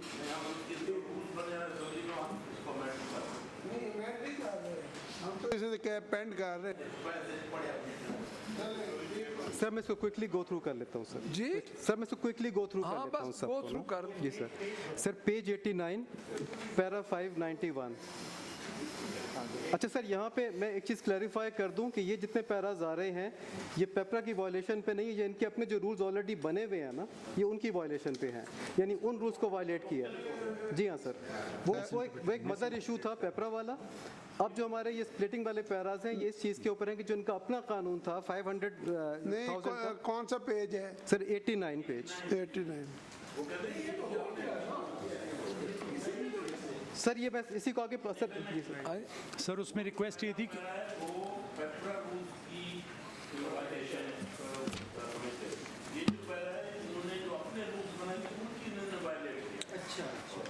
नहीं सर वो तो आगे 96 पे नहीं है सर, इन सब में इसी तरह से। अच्छा चले आप पढ़ें इन सब में सर, इनमें एक वो मदर इशू था वो अलग हो गया, उस पर आपने डिसीजन दे दिया। अब ये इंडिविजुअल हैं जिनके ऊपर ये है कि इनका अपना जो कानून था कि 500 से बिलो इन्होंने कोटेशन लेनी थी और अबव पे इन्होंने टेंडरिंग पे जाना था, ये उसकी वॉल्यूशन है। तो ये 591 पे इन्होंने हार्डवेयर लिया 18 मिलियन का, 18.5 मिलियन का, और 595 पे सर ये पेज नंबर 90 सर, इसमें क्या था हमारा पेज नंबर 90 पैरा 595 89 नहीं सर। अच्छा सर नहीं 89 पे 594 है सर, और लेकिन उसका टेक्स्ट आगे लिखा हुआ है सर। 99 पेज नंबर 90 पे सर 594 का टेक्स्ट लिखा हुआ है पहले, और उसमें ये है कि प्रिंटिंग पब्लिकेशन 17.5 मिलियन की हुई है, डेबी कोटेशंस पर हुई है, टेंडरिंग पर नहीं हुई। सर इसमें थोड़ा सा ऐड कर लें सर, ये सारे ऐड कर दिए हैं पूरे साल की प्रोक्योरमेंट। इसमें सर जहाँ जहाँ हम अपने रेगुलेशन में ही रहे, SDSE में भी सर हमने वो सबमिट भी कराए, उन्होंने वेरीफाई भी किए। पूरे साल का सर इन्होंने अटैच कर दिया। मैंने पहले ये रिक्वेस्ट की थी सर, पहले साल में जो जो हमारी आती जा रही थी, जैसे प्रिंटिंग कॉस्ट आ गई तो प्रिंटिंग करवाई, बाकी करवाई। अब वो सारे क्लब करके सर उसको 10 लाख से ऊपर ले गए। हमने अपनी वायलेशन कोई नहीं की सर, SDSE ने भी हमारे इससे इत्तेफाक किया था सर, और हम बोर्ड में इसको दोबारा भी ले गए थे। नहीं तो पहले साल तो अब उस वक्त तो कोविड भी था, तो हालात क्योंकि स्पेशल हालात थे, क्लब कर दिए हैं सर सारे। तो हम तो पहले साल में सर ये हमारे पास प्रोविजन ही नहीं थी। ये SDSE ने इस पे क्या मशवरा दिया आपको? जी मैं यही सर बोर्ड SDSE का फैसला बताएं ना क्या? SDSE ने कहा था कि ये मैटर जो है सर इसको प्लेस करें बिफोर जो रूडा बोर्ड सर, वो इसको रिविजिट करेगा, इसका जो रैशनल है behind having the separate regulations जो है सर, और फिर सर उसकी जो है ना कम्प्रिहेंसिव रिपोर्ट जो है ना सर सबमिट करेगा 30 दिन के अंदर। सर वो हमने कंप्लाई कर लिया सर, बोर्ड में ले गए थे सर उसको। तो अगर वो कंप्लाई कर दिया तो फिर इसको आप क्यों आगे ले गए? सर नहीं गुजारिश है भाई, हमने उससे पहले ही पैरा बना दी सर। गुजारिश ये है कि इन्होंने इस कोटेशन वर्क को या इस तरह के काम को रूडा वालों ने इस तरह समझा है कि जैसे ये इन्होंने कानून ही यही बना लिया है। ये वो फरमा रहे हैं कि ये पूरे साल का एक 10 लाख रुपए, भाई 10 लाख है तो ये काम ही आपने सारा साल में यही रखा है। नहीं सर, मेरी रिक्वेस्ट क्या थी, जैसे सर ये कह रहे हैं कि आपने आपकी कोटेशन, जैसे हमारे रेगुलेशन में है कि अगर इस लिमिट से ऊपर होंगे तो आप उसको टेंडर करेंगे, हम सर उसके साथ कन्फाई कर रहे हैं 10 मिलियन के ऊपर। ये हुआ सर कि पूरे साल में जब जब उसकी नीड आती गई, कभी 1 लाख, कभी 2 लाख, 3 लाख, हम उसके मुताबिक प्रिंटिंग करते गए। वही रिक्वेस्ट मैंने की थी सर, पहला साल था उसमें तो पूरे साल का हमारे पास कोई इस तरह प्लान नहीं था। एंड में सर इन्होंने ये सारा इकट्ठा करके, जैसे अगर प्रिंटिंग एक्सपेंस है मैंने 1 जनवरी में किया है, 1 फरवरी में किया है, 1 अप्रैल में किया है, कोर्ट केसेस थे सर उसकी रिकॉर्डिंग, अब ये एंड में जाके इकट्ठा कर दिया। ये एक्यूमुलेटेड कॉस्ट बता रहे हैं 10 लाख रुपए जी सर। स्टेशनरी की मद में पूरे साल के अंदर उन्होंने ये की है, तो उन्होंने वक्तन फ़ौक्तन अगर की है तो उन्होंने अपने रूल्स के अंदर रहते हुए की है। सर देखिए ना, मेरी बात सुनिए ना, उन्होंने ये कोटेशन वर्क के ज़रिए की है, अगर वो इन बल्क करते तो वो उसकी टेंडरिंग में जाते। Correct sir. सर तो अब गुजारिश इस है पे एतराज़ बनता नहीं। मेरा एतराज़ उसमें ये है, मेरा एतराज़ जो है, पेपर्स भी दे दिए। मेरा एतराज़ ये है उस पे कि इनको साल का पता था कि हमारे पास तकरीबन इतनी स्टेशनरी अगर ये साल की करते तो इनको जाना पड़ता था टेंडरिंग में। मैं समझता हूँ कि इन्होंने जानबूझ के टेंडरिंग में नहीं गए, इन्होंने बाई पार्ट्स करके थोड़े थोड़े करके 2-2 महीने में नहीं, with the permission of the chair, देखे ना, with the permission of the chair RUDA नया अदारा बना हुआ है, इसके उन्हें शायद इसका इदराक नहीं था कि पूरे साल के अंदर उन्हें कितनी स्टेशनरी चाहिए।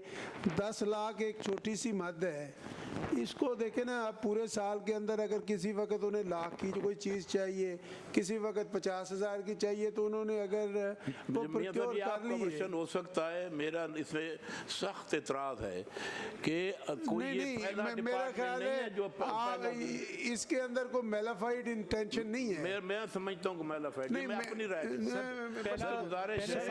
सर गुजारिश है कि पहला डिपार्टमेंट नहीं है जो ये बना है। आपके और हमारे टेन्योर में कई डिपार्टमेंट बने हैं। इन्होंने जैसे ये एक्ट है, ये कभी चैलेंज हो जाएगा और इसमें बहुत सारी अमेंडमेंट्स आएंगी, लेकिन इन्होंने एक बात पकड़ ली कि हमें एक्ट में या हमने अपने रूल्स में कोटेशन वर्क है, इन्होंने तो पूरा सिस्टम ही कोटेशन वर्क में चला लिया। अगर इनको हर बंदा डिपार्टमेंट साल का तखमीना लगाता है कि हमें क्या क्या हमारी रिक्वायरमेंट्स हैं, उसके मुताबिक वो पहले जब बजट मिलता है उसमें उसके मुताबिक रूल्स के तहत वो जाता है, टेंडरिंग में जाता है, सारी कुछ करता है। इन्होंने ना टेंडर किया, पूरा साल इन्होंने कोटेशन पे चलाया। सर 10 लाख रुपए, मैं कहता 10 रुपए, मेरी बात सुनो ना, मेरी बात सुनो, अकॉर्डिंग टू 3 लाख पे इतना स्टैंड लिया, according to their present rules वो 5 लाख तक तो जो प्रोक्योर कर सकते हैं ना। रूल्स नहीं है मियां साहब। ओहो, ये तो अब कमेटी करेगी ना फैसला। नहीं, कमेटी का तो ये मैटर ही नहीं है सर। रेगुलेशन में जाएंगे तो कमेटी करे नहीं सर। मैं वो पेपरा कहता है 2 लाख तक ये जो है ना इमरजेंसी क्लॉज लगा सकते हैं। अब बात पूरे साल में इमरजेंसी लगी रही है। सर चेयर की इजाजत से मैं जरा गुजारिश करूंगा कि ये हर काम जनाब चेयर ये तो फिर ये सिंधु साहब प्लीज ये इनका रवैया और इनका तरीका गलत है। ऑनेस्टली स्पीकिंग है और इसको रिकवरी पे हम ले जाएंगे। निमानी साहब प्लीज। सर इसमें जनाब चेयर की इजाज़त से मैं निमानी साहब की बात को सेकंड करूंगा कि जो भी अथॉरिटी बनती है, डिपार्टमेंट बनता है, उनको सबको पता होता है कि साल में हमने क्या क्या परचेज़ करना है। ये इन्होंने सारा काम जो कोटेशन में पूरे किया है ना, इनको पता है कि हमें लिमिट दी गई है 10 लाख के, हर चीज़ 10 लाख से नीचे ले आएँ ताकि टेंडरिंग में ना जाना पड़े, चाहे वो 1 लाख हो, 2 लाख हो, 4 लाख हो। तो इसमें मेरा फायदा है सरदार साहब ये है कि 1 साल का तखमीना लगाया जाता है कि हमें स्टेशनरी इतनी चाहिए, वो टेंडर में चले जाते हैं, पूरा उसको साल इस्तेमाल करते हैं। With the permission of the chair, मैं चेयर से गुजारिश करूंगा कि देखें ना, अगर उनकी मेलाफाइड इंटेंशन होती तो ये 10 लाख 1 साल के अंदर स्टेशनरी की मद के अंदर उन्होंने क्या करना था इसमें। देखें ना, अगर इसकी टोटल अमाउंट देखें, नहीं ये तो स्टेशनरी की मद की मैं बात कर रहा हूँ ना। देखें ना टेंडरिंग तो उन्होंने जो टेंडरिंग प्रोसेस है वो तो अगर कोई इन बल्क कोई चीज़ होगी तो उसकी करेंगे ना। ओहो ये आपका पॉइंट ऑफ व्यू हो सकता है सर, ये चीज़ें हैं डे टू डे परचेज की। अब उनको प्रोविजन हासिल है सर, मैं हासिल है प्रोविजन उन्हें। अच्छा सर, गुजारिश ये है पहले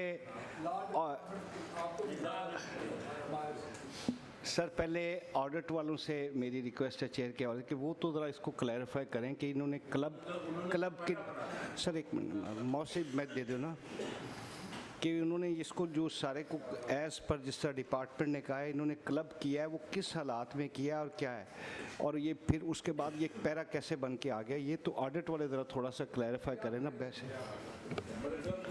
जी सर इसमें मैं जी मेरा भी क्वेश्चन था। मैं ये मुझे जो समझ आया ये ऑडिट वाले जो बता रहे थे कि इसको बोर्ड की तरफ रेफर किया गया जी और वो भी बता रहे हैं कि लेके गए हैं केस को, तो वो भी पूछ लें कि डिसीजन क्या बोर्ड ने लिया था जी डिपार्टमेंट्स का अपना है वो फाइनल नहीं है, कोई डिसाइड तो किया होगा। लेकिन मैं छच्चर साहब की बात को सेकंड करूंगा कि पहले ऑडिट वाले ये तो बताएं कि पूरे साल का उन्होंने क्लब किया है, तो ये ज़रा इस पे बताएं वो क्या बनाया उन्होंने।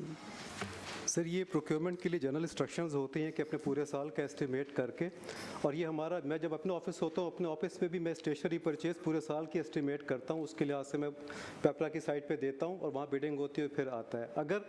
अगर मैं मतलब हर 2 महीने के बाद स्टेशनरी ले रहा हूँ तो मेरे खिलाफ मेरा डिपार्टमेंट पैरा बनाता है, ऑडिटर जनरल ऑफिस आके इंस्पेक्शन करता है, कहता है जी आपने स्प्लिटिंग की है। तो ये इसी स्प्लिट में पैरा बना है कि आपको अपना एनुअल एक्सपेंडिचर अपनी एनुअल रिक्वायरमेंट एस्टिमेट करनी थी, उसके हिसाब से टेंडर करना था। अब ये इरेगुलरिटी है, इसकी कंडोनेशन कहाँ से होनी ये कमेटी फैसला कर दे कहाँ से कंडोनेट करवाना। ये प्रोसीजरल लेवल की जो है ना प्रोसीजर नहीं है, ये प्रोसीजरल लेवल का ये इशू है, इसके अंदर कोई एम्बेजलमेंट नहीं है, इसके अंदर कोई किसी किस्म की बदनीति नहीं शामिल, मेरा नहीं ख्याल इसके अंदर कोई ये मैं सब आपका पॉइंट ऑफ व्यू हो सकता है, मैं अपना ही दे रहा हूँ पॉइंट, हमारा पॉइंट ऑफ व्यू ये है अच्छा, कि इन्होंने पूरे साल में तमाम परचेज कोटेशंस के जरिए की है जो ये नहीं करनी चाहिए और इनको ये रूल्स भी नहीं अलाउ करते। क्यों नहीं टेंडरिंग में गए जब इनको पता था कि हमें इतनी हमारी रिक्वायरमेंट्स है, तो वो रूल्स जो मेन रूल्स हैं उसी के मुताबिक जाते हैं। मैंने इनको अपना छोड़ा। अच्छा मुझे ये बताएं, हाँ जी रुबेरा साहब आप बोल जी। मैं मियाँ साहब की बात को सेकंड करता हूँ कि वो जो बात कर रहे हैं कि जो रूल्स में उनकी जो स्प्लिटिंग है वो पूरे साल में 3, 4, 5 दफ़ा जो उन्होंने ख़रीदारी की है तो वो तो उन्होंने रूल्स के अंदर है कि किया जिसकी उनको पेपरा इजाज़त देता है, तो ये इतनी कोई बड़ी अमाउंट नहीं है। इससे आगे ये अगले नेक्स्ट पेज पे आप जाएंगे, इससे ज़्यादा अमाउंट है उसको हम डिस्कस कर लेते हैं कि वो उसकी वजह इसीलिए तो बड़ी अमाउंट पे गए हैं कि इन्होंने ये रूटीन यही बनाई है, इन्होंने ये इस महकमे को किसी ये डिपार्टमेंट ने ये सोचा कि अगर अपना महकमा है हमने जो मर्जी है इसको करना है। ये इस बात हमेशा कोटेशन पर परचेज को हमेशा हर बंदा ये डिस्करेज करता है क्योंकि उसमें कोई नहीं 10 रुपए की चीज़ को 2 रुपए वाली को 10 रुपया ख़रीद ले, और ये जो प्रोसेस है जो हमेशा बिड में जाते हैं वो पागल लोग हैं जिन्होंने इतना बड़ा प्रोसेस बनाया है। जी मैं ऑडिट से आप पहले ये कह रहे थे कि सारे आइडेंटिकल हैं, तो ये तो आइडेंटिकल नहीं बनता। सर इसमें आइडेंटिकल से मेरी मुराद ये थी कि इशू आइडेंटिकल है कि इन्होंने इनकी 500 की कोटेशन की लिमिट थी, इन्होंने उसको एक्सीड किया है। इशू आइडेंटिकल है, अमाउंट्स और आइटम डिफरेंट है सर। अच्छा उसमें अब ये है कि ये सारे इन पे जो आप रेगुलेशन में जाएंगे और वहाँ पे जो आप मीटिंग करेंगे तो ये सब पे इफेक्ट होगा। नहीं सर उसमें with the permission of the chair जहाँ तक मेरी अंडरस्टैंडिंग है डिपार्टमेंट ये कह रहा है कि हमने ये मुख्तलिफ कहा है ना उन्होंने डिपार्टमेंट ने अपने जवाब के अंदर बताया है कि ये इन्होंने पहले क्लब करके इन्होंने कॉस्ट को क्लब करके 10 लाख बनाया है, हमने मुख्तलिफ औकात के अंदर ये परचेज़ की है और हमने वो जो लिमिट है जो उसको बिडिंग वाली उसको क्रॉस नहीं किया, जो हम परचेज़ कर सकते हैं उसके अंदर ही रहे हैं।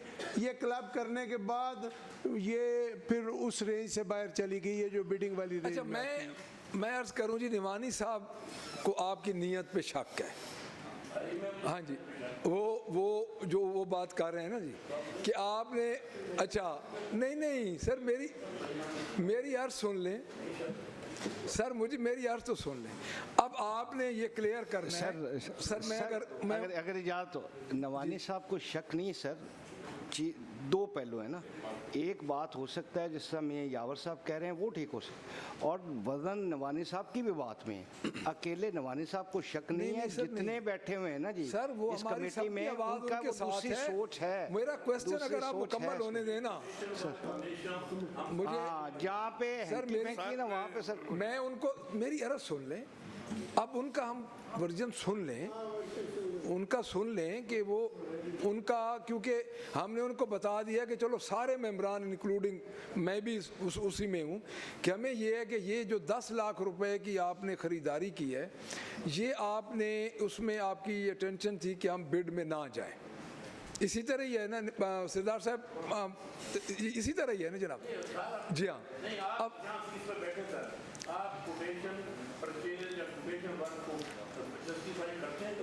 जी नहीं तो अच्छा, अब आप बताएं जी ये क्या सर्कमस्टांसेस थे?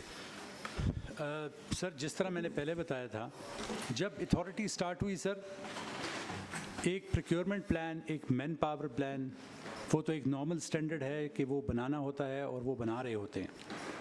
एक तो उस प्लेस में ये पहले साल में वो चीज़ मिसिंग थी बिकॉज वो अभी इन प्रोसेस थी, ये नई अथॉरिटी बनी थी और आते साथ ही सर इसके ऊपर 18 लीगल केसेस हो गए थे हाई कोर्ट तक एंड देन सुप्रीम कोर्ट तक। जिस वक्त ये सर इस स्पेसिफिक प्रोक्योरमेंट की जो हम बात कर रहे हैं इन टर्म्स ऑफ पेपर्स, ये बल्क में नहीं खरीदे गए। मैं अगर पर्सनली पूछे सर तो मैं बल्क का personally against to framework agreement होता है सर, इंटरनेशनली हम काम करके आए हैं, वहाँ पे हमेशा फ्रेमवर्क एग्रीमेंट के थ्रू एज पर रिक्वायरमेंट आप लेते हैं। अगर बल्क में लेते हैं उसकी स्टोरेज और ख़राब होने का ज़्यादा खतरा होता है, तो वो it's not a good procurement to do. यहाँ पे सर जो मेजॉरिटी प्रिंटिंग हुई है वो केसेस के वक्त में हुई है, जिस वक्त हाई कोर्ट और सुप्रीम कोर्ट के केसेस हो रहे थे सर। वो चीज़ इन्विजिज नहीं की जा सकती थी राइट फ्रॉम द स्टार्ट कि इस अथॉरिटी के ऊपर केसेस आएंगे या उसमें फिर प्रिंटिंग चाहिए होगी। तो इस जो पैरा है सर, इसका इसके साथ नहीं है ताल्लुक कि ये चीज़ तो 2 रुपए की थी और वो 20 रुपए की इन्होंने ख़रीदी है। इसका ताल्लुक इस तरह है सर कि इसको बल्क लेना चाहिए था कि इनको प्रिंटिंग की या कागज़ की उससे कमी हो जाती।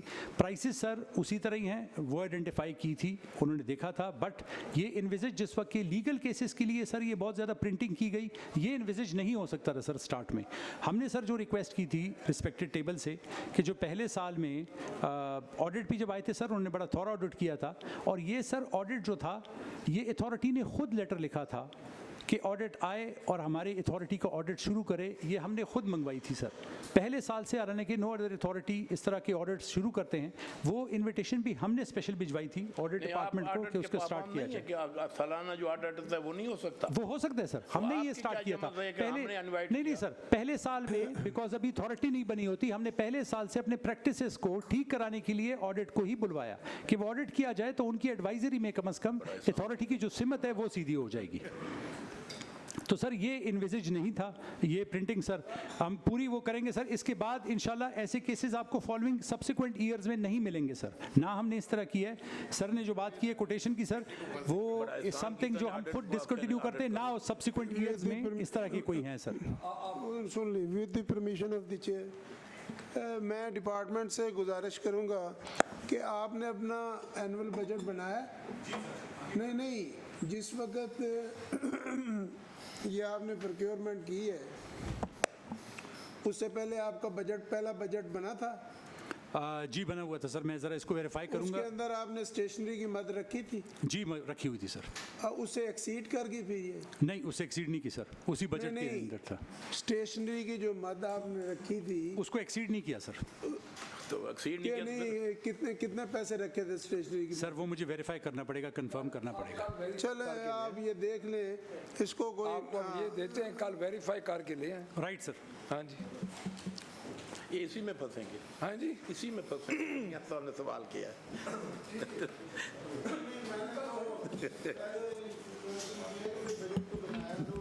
इसको वेरीफाई कर लें जी कल। जी sir, will do that sir. आप नहीं मीटिंग कैसे बस कर सकते हैं? ठीक है, नहीं सर, नहीं मिल जाए।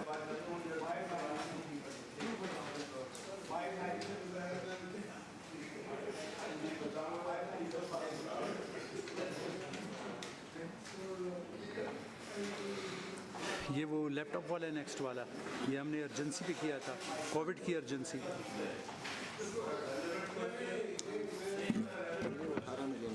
और इससे क्वेश्चन तो ਅਸੀਂ ਅੱਗੇ ਟੁਰ ਕੇ ਤੇ ਇਹਨਾਂ ਨੂੰ ਫਾਈਨਲ ਕਰਾਂਗੇ। नेक्स्ट सर पेज 90 पैरा 595 सज्जनों तक जा तरीके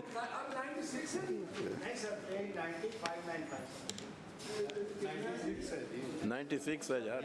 ये इसका क्या है?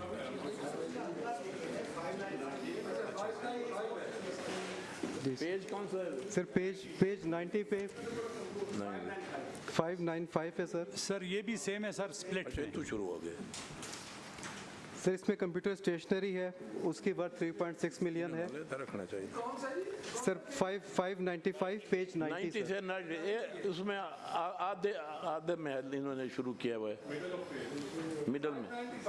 जी सर 595 90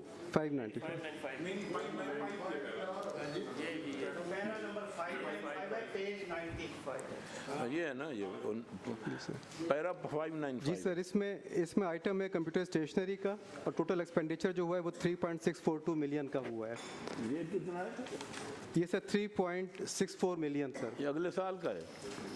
सेम सर उसी पीरियड का है सर, वही पीरियड सेम सर। जो लैपटॉप्स और कंप्यूटर लिए गए इसमें भी सर उसी पैरे की तरह ऑडिट इसको सर स्प्लिट कह रहा है कि ये इन्होंने स्प्लिटिंग की है। हमारे ये पॉइंट तक है एज पर रिक्वायरमेंट दी गई। सर मैं सर ये बता रहा हूँ सर इसको।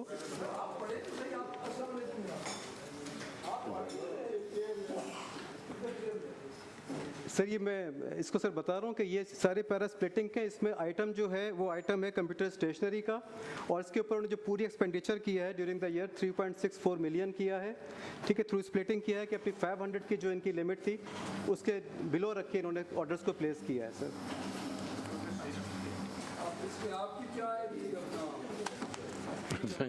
इसमें वही रहा है जो सेम रिक्वेस्ट है, वही प्रिवेल करेगी। ये उसी साल का सेकंड। जी सर ये पहले साल का ही है सर। इसमें हम इसका बजट जिस तरह सर आपने पिछले पहले बताया वो भी ले आएंगे सर, उसकी अर्जेंसी ले आएंगे हम। इसको सर स्प्लिट इसलिए एज पर रिक्वायरमेंट ली गई। कंप्यूटर सर स्पेसिफिकली ये 2 पॉइंट्स हैं जहाँ पे अर्जेंसी डिक्लेयर हुई थी कोविड, वो हमने सर अर्जेंसी में लिए थे। चलो तो ये भी उसी तरह ही आप लेके आ जाएं जी। ले आते हैं हाँ जी सर। इसका सर बजट भी ले आते हैं कि इसकी बजट में कितना था। खत्म ही नहीं हुई आज तक सर, हो ही नहीं है। मेरा ऑडिटर से क्वेश्चन ये है कि साल में इन्होंने 10 दफ़ा या 4 दफ़ा कोटेशनें की, तो आपको एतराज़ हर कोटेशन पे आपको ये पैरा होना चाहिए था। आपने सबको क्लब करके 3 मिलियन बना के एक पैरा बना दिए, तो पैरे ज़्यादा होने चाहिए थे आपके। नहीं सर असल में ये कि हम यहाँ पे ये साबित कर पेपरा रूल्स की खिलाफ वर्जी कर रहे हैं वो, आपको पता है कि जी साल में इनका ये बजट था इन्होंने लिए, तो आपको बजाय एक पैरा के ज़्यादा पैरे होने चाहिए थे। नहीं सर वो इशू ये यहाँ तो आप नहीं कर सकते। नहीं पेपरा रूल की वो खिलाफ वर्जी नहीं कर रहे, वो असल में जब ये क्लब कर देते हैं ना तो वो लगता है शायद पेपरा रूल्स की खिलाफ वर्जी कर रहे हैं। वो कार अपने रूल्स के मुताबिक ही रहे हैं, लेकिन चूंकि वो इन बल्क एक्सीड कर जाता है उस लिमिट को जो टेंडरिंग में जानी होती है। नहीं वो रूल्स की 10 आइटम को मिला के उन्होंने अपने तय नहीं किया, उन्होंने इमरजेंसी क्लॉज के तहत नहीं किया। उन्होंने रूल्स के मुताबिक नहीं की, मर्जी के मुताबिक किया है ये सारा काम। अच्छा सर रूल भी तो महकमे की मर्जी से बनते हैं ना सर। गुजारिश sir with the permission of the tendering वाले वो रूल्स नजर आपको नहीं आते, ये इस वाले कोटेशन वाले रूल्स नजर आते हैं। हमें जो है कंटेंट को देखना चाहिए, हमें लोगों की नीयत पे जो है ना वो गुफ्तगू नहीं करनी चाहिए। अखबार में जाएंगे, टेंडर करेंगे, इश्तिहार देंगे, फिर पार्टीज आएंगी, वो रूल्स आपको नजर नहीं आते। परमिशन ऑफ द चेयर, ये कोटेशन वाला रूल सारा आपको नजर परमिशन ऑफ द चेयर। मैं समझता हूँ हमें कंटेंट के ऊपर जो है ना जो मामला हमारे सामने है उस पर बात करनी चाहिए। किसी की नीयत पे बात करना, शक करना, ये हमें नहीं करना चाहिए मेरा ख्याल है। उसके लिए अच्छा इसमें आप अपना जवाब देना जी। आप इसमें हमें क्या क्या प्रोवाइड कर रहे हैं? सर हम इसमें एनुअल बजट ले आएंगे सर, रिक्वायरमेंट की उस वक्त में किस वक्त की गई, उसकी अप्रूवल सर जो रिक्विजिट है वो सर अब क्लैरिफिकेशन के लिए ले आते हैं सर। बिकॉज ये फर्स्ट ईयर में सर तकरीबन प्रोक्योरमेंट के सारे इसी तरह ही हैं जी।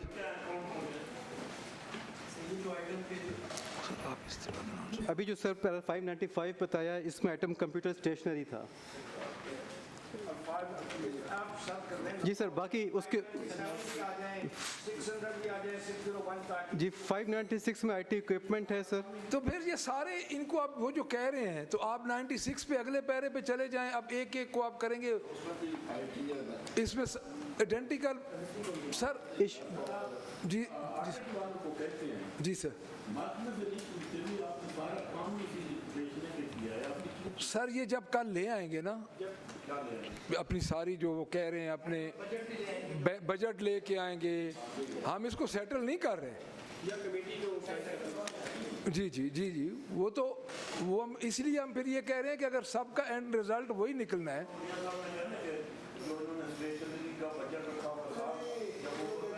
मेरे कहने का मकसद ये था कि ये अपने एनुअल बजट बनाते हैं, शायद एनुअल बजट इनकी जो है वो ज़रूरियात कुछ पूरी नहीं कर सका, तो इन्होंने इमरजेंसी क्लास जो है उसके ज़रिए जो है प्रोक्योरमेंट कर ली है।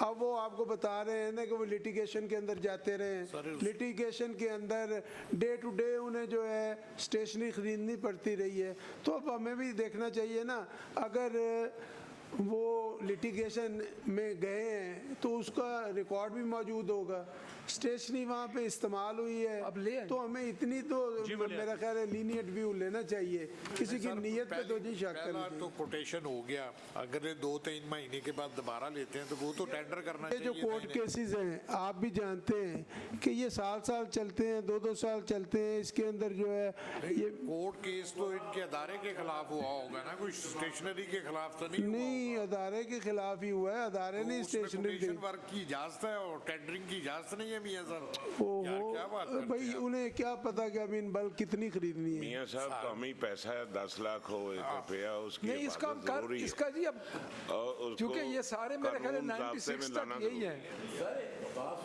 सर। गड्डी जल्दी ले ली और ऐसे ले रहे हैं जैसे ये तो नहीं सर नहीं हमने देखे with the permission of the chair देखे जी, हम लॉस टू दी एक्सचेकर को कभी भी लाइटली लेते नहीं वो ये हमने उस पे हमेशा स्ट्रिक्ट अपना पॉइंट ऑफ व्यू रखा है। लेकिन ये अदारा चूँकि अभी न्यूली बिल्ट है, अभी बना है, तो इसको थोड़ा सा नहीं 10 साल और नहीं, उसे वो टेक ऑफ कर रहा है, तो उसे आप इस तरह कंडेम ना करें मेरा ख्याल में। अच्छा उसमें ये मैं इसमें क्योंकि आगे नहीं मैं अर्ज करता हूँ जी, हम इनको कल तक पेंडिंग करते हैं जी।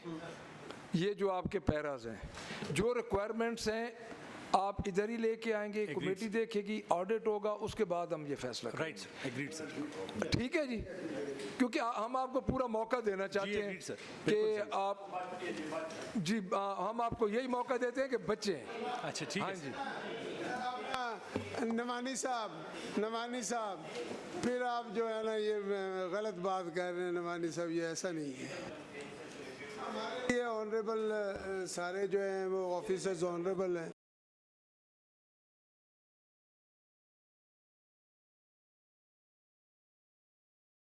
Sir next page 96।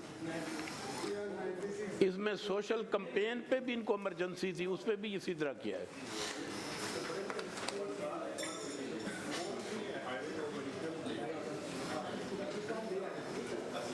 देखिए मैं एक अर्ज करूं, जो हमने फैसला करना है वो हमने कमेटी ने अभी पहले हमने थोड़ी देर पहले हमने एक फैसला किया है, लेकिन उनका पूरा हमें इनकी तरफ से तमाम इनकी डॉक्यूमेंट्री जो है वो तो इनको पूरा करने का हक है, डॉक्यूमेंट तो हमें दें।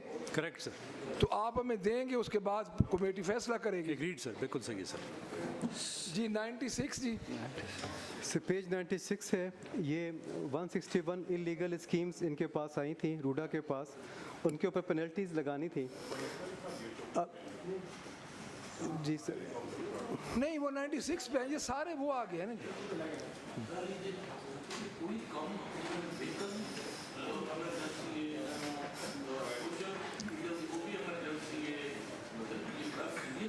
ये सर कल इसको टेकअप करते हैं, कल इंशाल्लाह।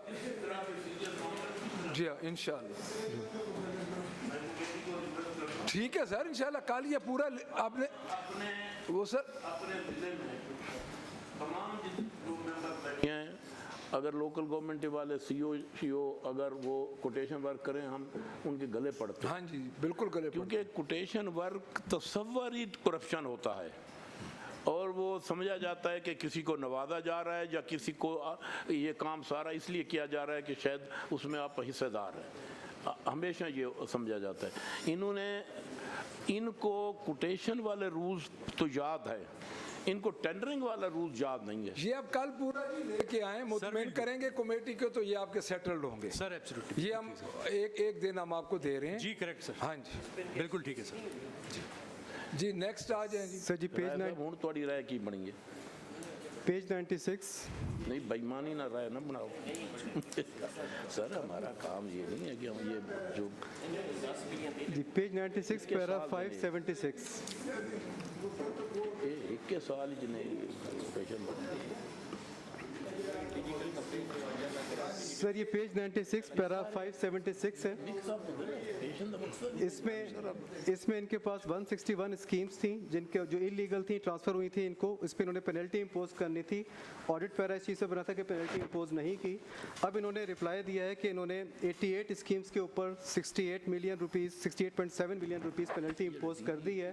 अभी वो इफेक्ट नहीं हुई है, लेकिन उन्होंने कैलकुलेट करके उसको इंपोज कर दिया है। जी आप जरा ऐसा थोड़ा सा बोलें। अच्छा आप ना खुद कंफ्यूजन पैदा कर रहे हैं, एक पैरे पे 20-20 मिनट लगाते हैं क्योंकि आप सही समझा नहीं पा रहे। अब आप दोबारा ये बताएं कि 88 पे इन्होंने पेनल्टी डाली है जी। 88 पे इन्होंने पेनल्टी लगा दी है। अच्छा जी ठीक। बाकी रिमेनिंग 73 जो है उसका ये बता दें कि वो किस स्टेटस पे हैं। और दूसरा ये कि पेनल्टी इंपोज तो कर दी, अभी किया नहीं है उन्होंने, उसकी रिकवरी अभी नहीं हुई है, वो कब होगी उसके बारे में डिपार्टमेंट एक्सप्लेन कर दें। अगर उसके बारे में ये आपको एक्सप्लेन कर दें और जस्टिफाई आप ये हो जाए और आप मुतमईन हो जाएं तो फिर ये सेटल्ड है। नहीं मुतमईन हम नहीं होंगे। नहीं सर मैं उनसे एक क्वेश्चन सर एक। हाँ जी सर रिकवरी के बाद सेटल हो जाएगा सर। रिकवरी के बाद जी सर। जी आप बताएं जी।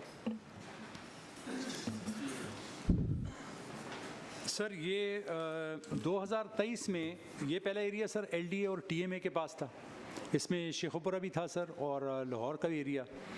वहाँ से सर 66 स्कीमों का डॉक्यूमेंट्स भिजवाए गए 2023 में रूडा के पास और बताया गया कि उसमें कौन अप्रूव्ड है कौन नहीं है। जब उनने उसको फॉलोअप किया कि वो एरिया जो इसमें सोसाइटीज़ आ गई हैं, उन सोसाइटीज़ के ऊपर सर हमने जो सारी रिकवरी थी और इलीगल पे सर डलवाना शुरू करवा दिया उनको, जो मौके पे अवेलेबल थी। इसमें कुछ ऐसी स्कीम्स भी हैं सर जो डिजर्टेड हो गई हैं। अच्छा। और इसके ऊपर सर एक कमेटी भी बनाई गई इलीगल हाउसिंग स्कीम पे चीफ मिनिस्टर ऑफिस से, जो कि सारे एरियाज़ में इलीगल हाउसिंग स्कीम का जो डेटा है वो ले रहे हैं। वहाँ पे भी ये सबमिट कराई गई सर। जो ऑन ग्राउंड अवेलेबल है उनसे सर रिकवरी इन प्रोसेस है, चल रही है सर। जो आ रहे हैं वी आर डूइंग दैट। उनके ऊपर सर हम अभी तक 2700 ऑपरेशन भी करवा चुके हैं सर डिफरेंट एरियाज में, जो इलीगल कंस्ट्रक्शन और इलीगल हाउसिंग हो रही है सर। सो दिस इज एक इन प्रोसेस है। रिक्वेस्ट ये थी सर कि हमें तो सारा ये डेटा मिला ही 2023 में, 2021 में तो ना अथॉरिटी के पास वो अभी वसाइल थे, गाड़ियाँ, डीएनबीसी कोई डिपार्टमेंट नहीं था उस वक्त, तो उस वक्त ये ना हमारे पास ये पावर थी कि हम कर सकते हों। अभी सर हम इस प्रोसेस में है कि ये हो गई है, हमारे डिपार्टमेंट्स बन गए हैं, हमारी टीमें और एक हमारे साथ पुलिस का जो इन्फोर्समेंट स्क्वाड है वो भी अवेलेबल हो गया और उसके ऊपर हम कर रहे हैं सर। तो इसमें तकरीबन सर 68 मिलियन को दे दिया है, जो सर अवेलेबल होते जा रहे हैं। सिर्फ 6 अच्छा बाकी कर दिए सर, सिर्फ 68 रह गए सर, बाकी उनसे वेरीफाई करवा दिया। अच्छा सर जी चेयर की इजाज़त के साथ सर, ये जो पैरा हमारे सामने है ये 20-21 और 21-22 का है, लेकिन जो डिपार्टमेंट बता रहा है वो 23 का बता रहा है। तो आप ये 21-22 20-21 और 21-22 के मुताबिक बताए ना जी सर। 21-23 में आपको लेटर आया किसी की तरफ से कि ये इलीगल हैं, वो तो अगले अगर कोई पैरा बनता है उसकी बात होगी। ये जो मौजूदा हमारे सामने है, कमेटी के सामने है, तो मेरी चेयर से हाँ यानी 20-21 और 21-22 पे बताएं कि इस पैरे के मुताबिक क्या बात। जी सर, मैं वही सर एक्सप्लेन कर रहा हूँ। ये एरिया ऑफ जुरिस्डिक्शन जब रूडा को दी गई तकरीबन 1,40,000 एकड़ का एरिया था, जो हमारी जुरिस्डिक्शन में आया। ये पहले सर LDA और TMA की जुरिस्डिक्शन में था। बनने के बाद सर LDA और TMA को ये भिजवाया गया कि इसमें जो जो अप्रूवल आप दे चुके हैं या जो आपके पास अनअप्रूव्ड हैं वो सारों का डेटा हमारे पास आ जाए कि उसके बाद उसके ऊपर एक्शन किया जाए जिस तरह करते हैं। वो डाटा सर हमें 2023 में और 22 के एंड में मिला सर, और उसके बाद हमने ये एक्शन शुरू कर दिया जो कि ऑडिट का उसके ऊपर ऑब्जर्वेशन थी, और उसमें सर सिर्फ 68 मिलियन अभी रह गया जो कि अभी इम्पोज होना है। और बिकॉज इसमें सर ऐसी स्कीम्स हैं जो कि अभी मौके पे नहीं है, उनके कोई ओनर्स या वो नहीं है, वो ख़त्म हो गई हैं या अबेंडन हो गई हैं। ये बनाई गई थी और उसके उधर से निकल गए हैं, तो हमारे पास सर जहाँ तक डेटा अवेलेबल हुआ है उसके ऊपर काम कर रहे हैं। और सर वर्क इन प्रोसेस है, हमारे development and building control department पूरा बना हुआ है जिसके ऊपर हम ये चलवा रहे हैं सर। ये 68 के साथ में करवा आपकी SDSA की मीटिंग कब हुई थी जी, वो बता देंगे आप इस पैरे पे बताओ। 6 जनवरी 2023। तो रिकवरी कितनी हुई है अब तक? सर अब 68 आउटस्टैंडिंग है, बाकी ऑडिट वेरीफाई कर चुका हुआ है। 321 में से अब 68 ऑडिट ने मतलब के मुताबिक अब आउटस्टैंडिंग रह गया है और ये वेरीफाई कर चुके हैं। ये रिकवरी आप 23 से कर रहे हैं अब तक? 23 से 23 21 में तो वो कहते हैं ना हम थे ही नहीं। कॉस्ट ऑफ रिकवरी कितनी हुई है सर? 321 में से 68 निकाले तकरीबन 250 मिलियन। तकरीबन 250 सर, 250 मिलियन जमा हो गया। जी सर, जी सर 68। और ये ऑडिट कंफर्म करता है जी ये 250 मिलियन? अगर इजाज़त दें तो सर। कि टोटल कितनी है और रिकवरी हुई कितनी है? सर इसके अंदर सर जो इनके अपने डॉक्यूमेंट है सर उसमें 161 स्कीम्स की इनके पास लिस्ट थी इनके स्कीम्स को आप छोड़ दें। उसके अंदर सर ये 68 मिलियन की कह रहे हैं कि हमने रिकवरी इम्पोज कर दी है। वो अभी रिकवरी हमने 1 रुपया भी वेरीफाई नहीं किया हुआ इस पूरी रिकवरी में। नहीं, वो कह रहे हैं कि हमने रिकवरी 68 की या गालबन जितनी कितने की है 250 मिलियन कर ली है। नहीं सर हमें नहीं वेरीफाई कराई। नहीं, वो आपको वेरीफाई करवा देंगे।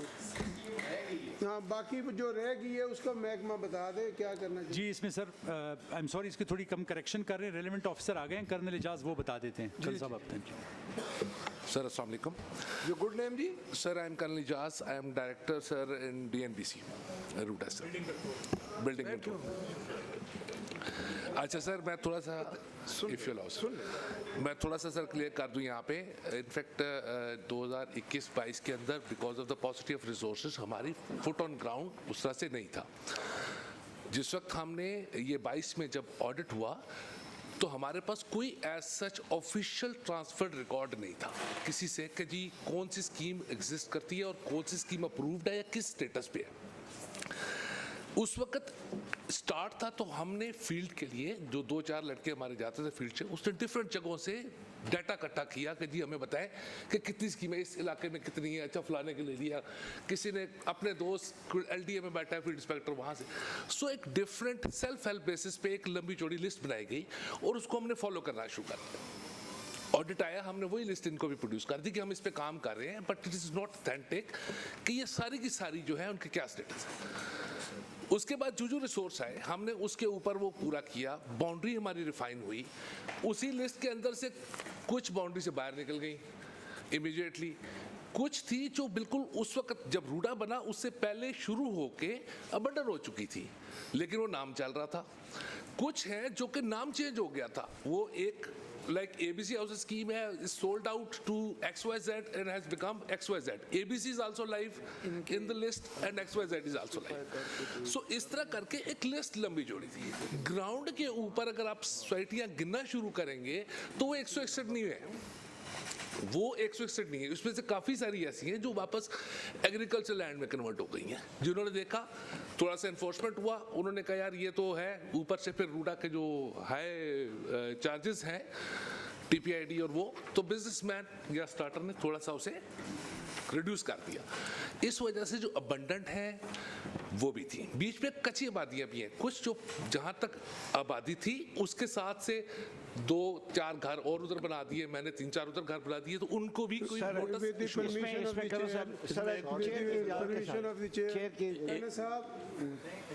साहब ये जिस वक्त रूडा बना है उससे पहले पोजीशन LDA के पास था। LDA और TMA LDA ने आपको रिकॉर्ड फराहम किया? LDA ने फराहम किया सर टोटल 41 स्कीमों का। तो एज ऑफ टुडे जो ऑफिशियली 41 स्कीमों का 41 स्कीमों का आपको रिकॉर्ड दिया जी सर 23 पे उनके सारे उन्होंने जो है रिक्वायरमेंट्स पूरी की हुई थी। नहीं सर उसमें बड़ा नॉमिनल है, कुछ के अंदर नोटिस हैं, कुछ के अंदर थोड़ी बहुत डिटेल है, कुछ के अंदर ज्यादा डिटेल है, कुछ केसेस एक्टिव है, कुछ केसेस जो है इनएक्टिव है। लीगल थी इलीगल भी थी सर, इलीगल उनके नोटिस फॉर एग्जांपल आए हुए हैं इस तरह करके। नहीं सर चेयर की इजाजत के साथ। अच्छा करो साहब वो उसमें अच्छा सर ये जो जब ऑडिट आपके पास आया डिपार्टमेंट के पास तो 161 की जो वो फिगर दिया वो डिपार्टमेंट ने दिया? जी सर डेफिनेटली वही लिस्ट जो कि हमारे पास उस वक्त एज ऑफ टाइम को बाद में तकरीबन मेरे ख्याल में काफ़ी अर्से के बाद आपकी SDSC की मीटिंग हुई तो क्या फिर डिपार्टमेंट ने उस मीटिंग में क्लियर किया कि ये तादाद गलत है, इसमें ये जो आज तफसील से आप हमें बता रहे हैं ये क्या आपने? सर हमने 88 के ऊपर बात हुई थी हमारी, मैं खुद गया था सर सॉरी 88 की बात हुई थी वहाँ पे 88 की, फिर मैंने इनको पूरी लिस्ट के ऊपर डिस्ट्रीब्यूशन दी थी सर।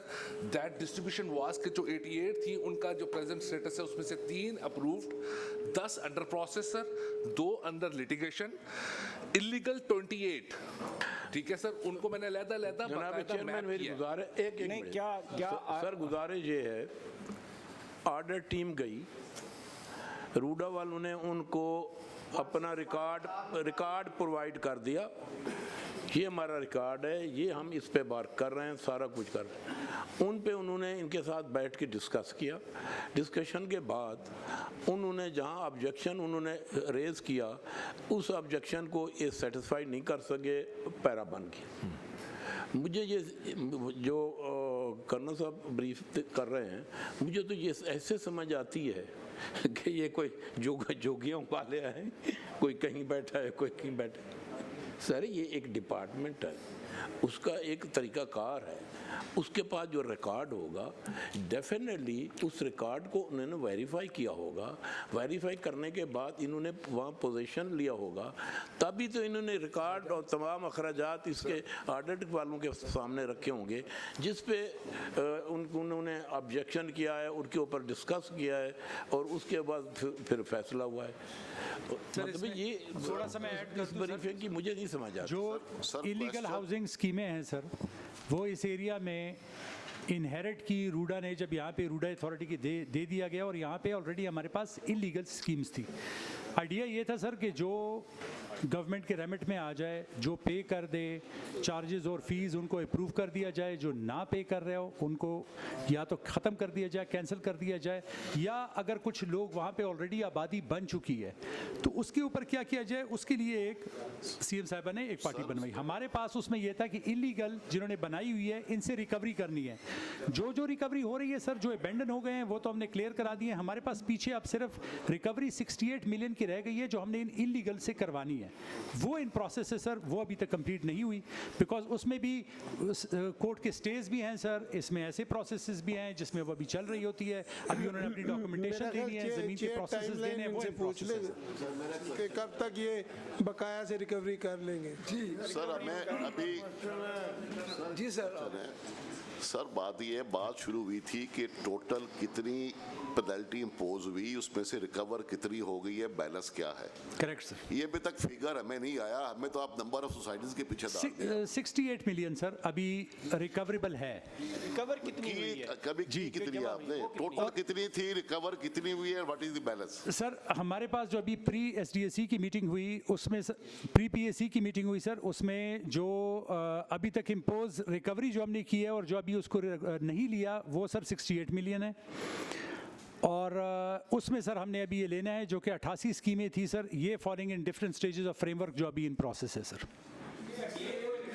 सर आप क्वेश्चन ये है कि 68 मिलियन टोटल रिकवरी आपने करनी है, 68 मिलियन करनी है जी। इसमें से की कितनी है आपने? नहीं सर, टोटल 321 थी जो कि ओरिजिनल डॉक्यूमेंट से आउट ऑफ 321 इन्होंने 68 बच गई है। वैसे जी ये बच गए, बाकी जो अबेंडेंट थे वो हमने कह दिया कि वो है। आप इससे खुश हैं इस प्रोग्रेस ये कि ऑडिट वाला नहीं बताएं आखिरी बंदा आपका क्या नाम है?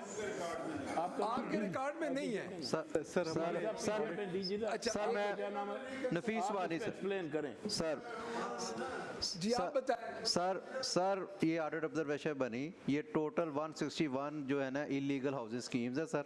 एलडीए और टीएमए से सर इनको हैंड ओवर हुई हैं सर ये हमारे पास आए थे, हमने वेरिफिकेशन की। इनकी कंटेंशन थी कि 73 जो है ना ऑन ग्राउंड है ही नहीं। हमने इन्हें कहा था कि हमें एविडेंस दें कि ये ऑन ग्राउंड नहीं है, आपके कहने से नहीं हो जाना, क्योंकि इसकी टोटल पेनल्टी लग रही है 321 मिलियन की। और ये सारी सर स्कीमें मैं आपको अगर कहते तो रहमान गार्डवर तो ये सारी इस्टेब्लिश्ड हैं।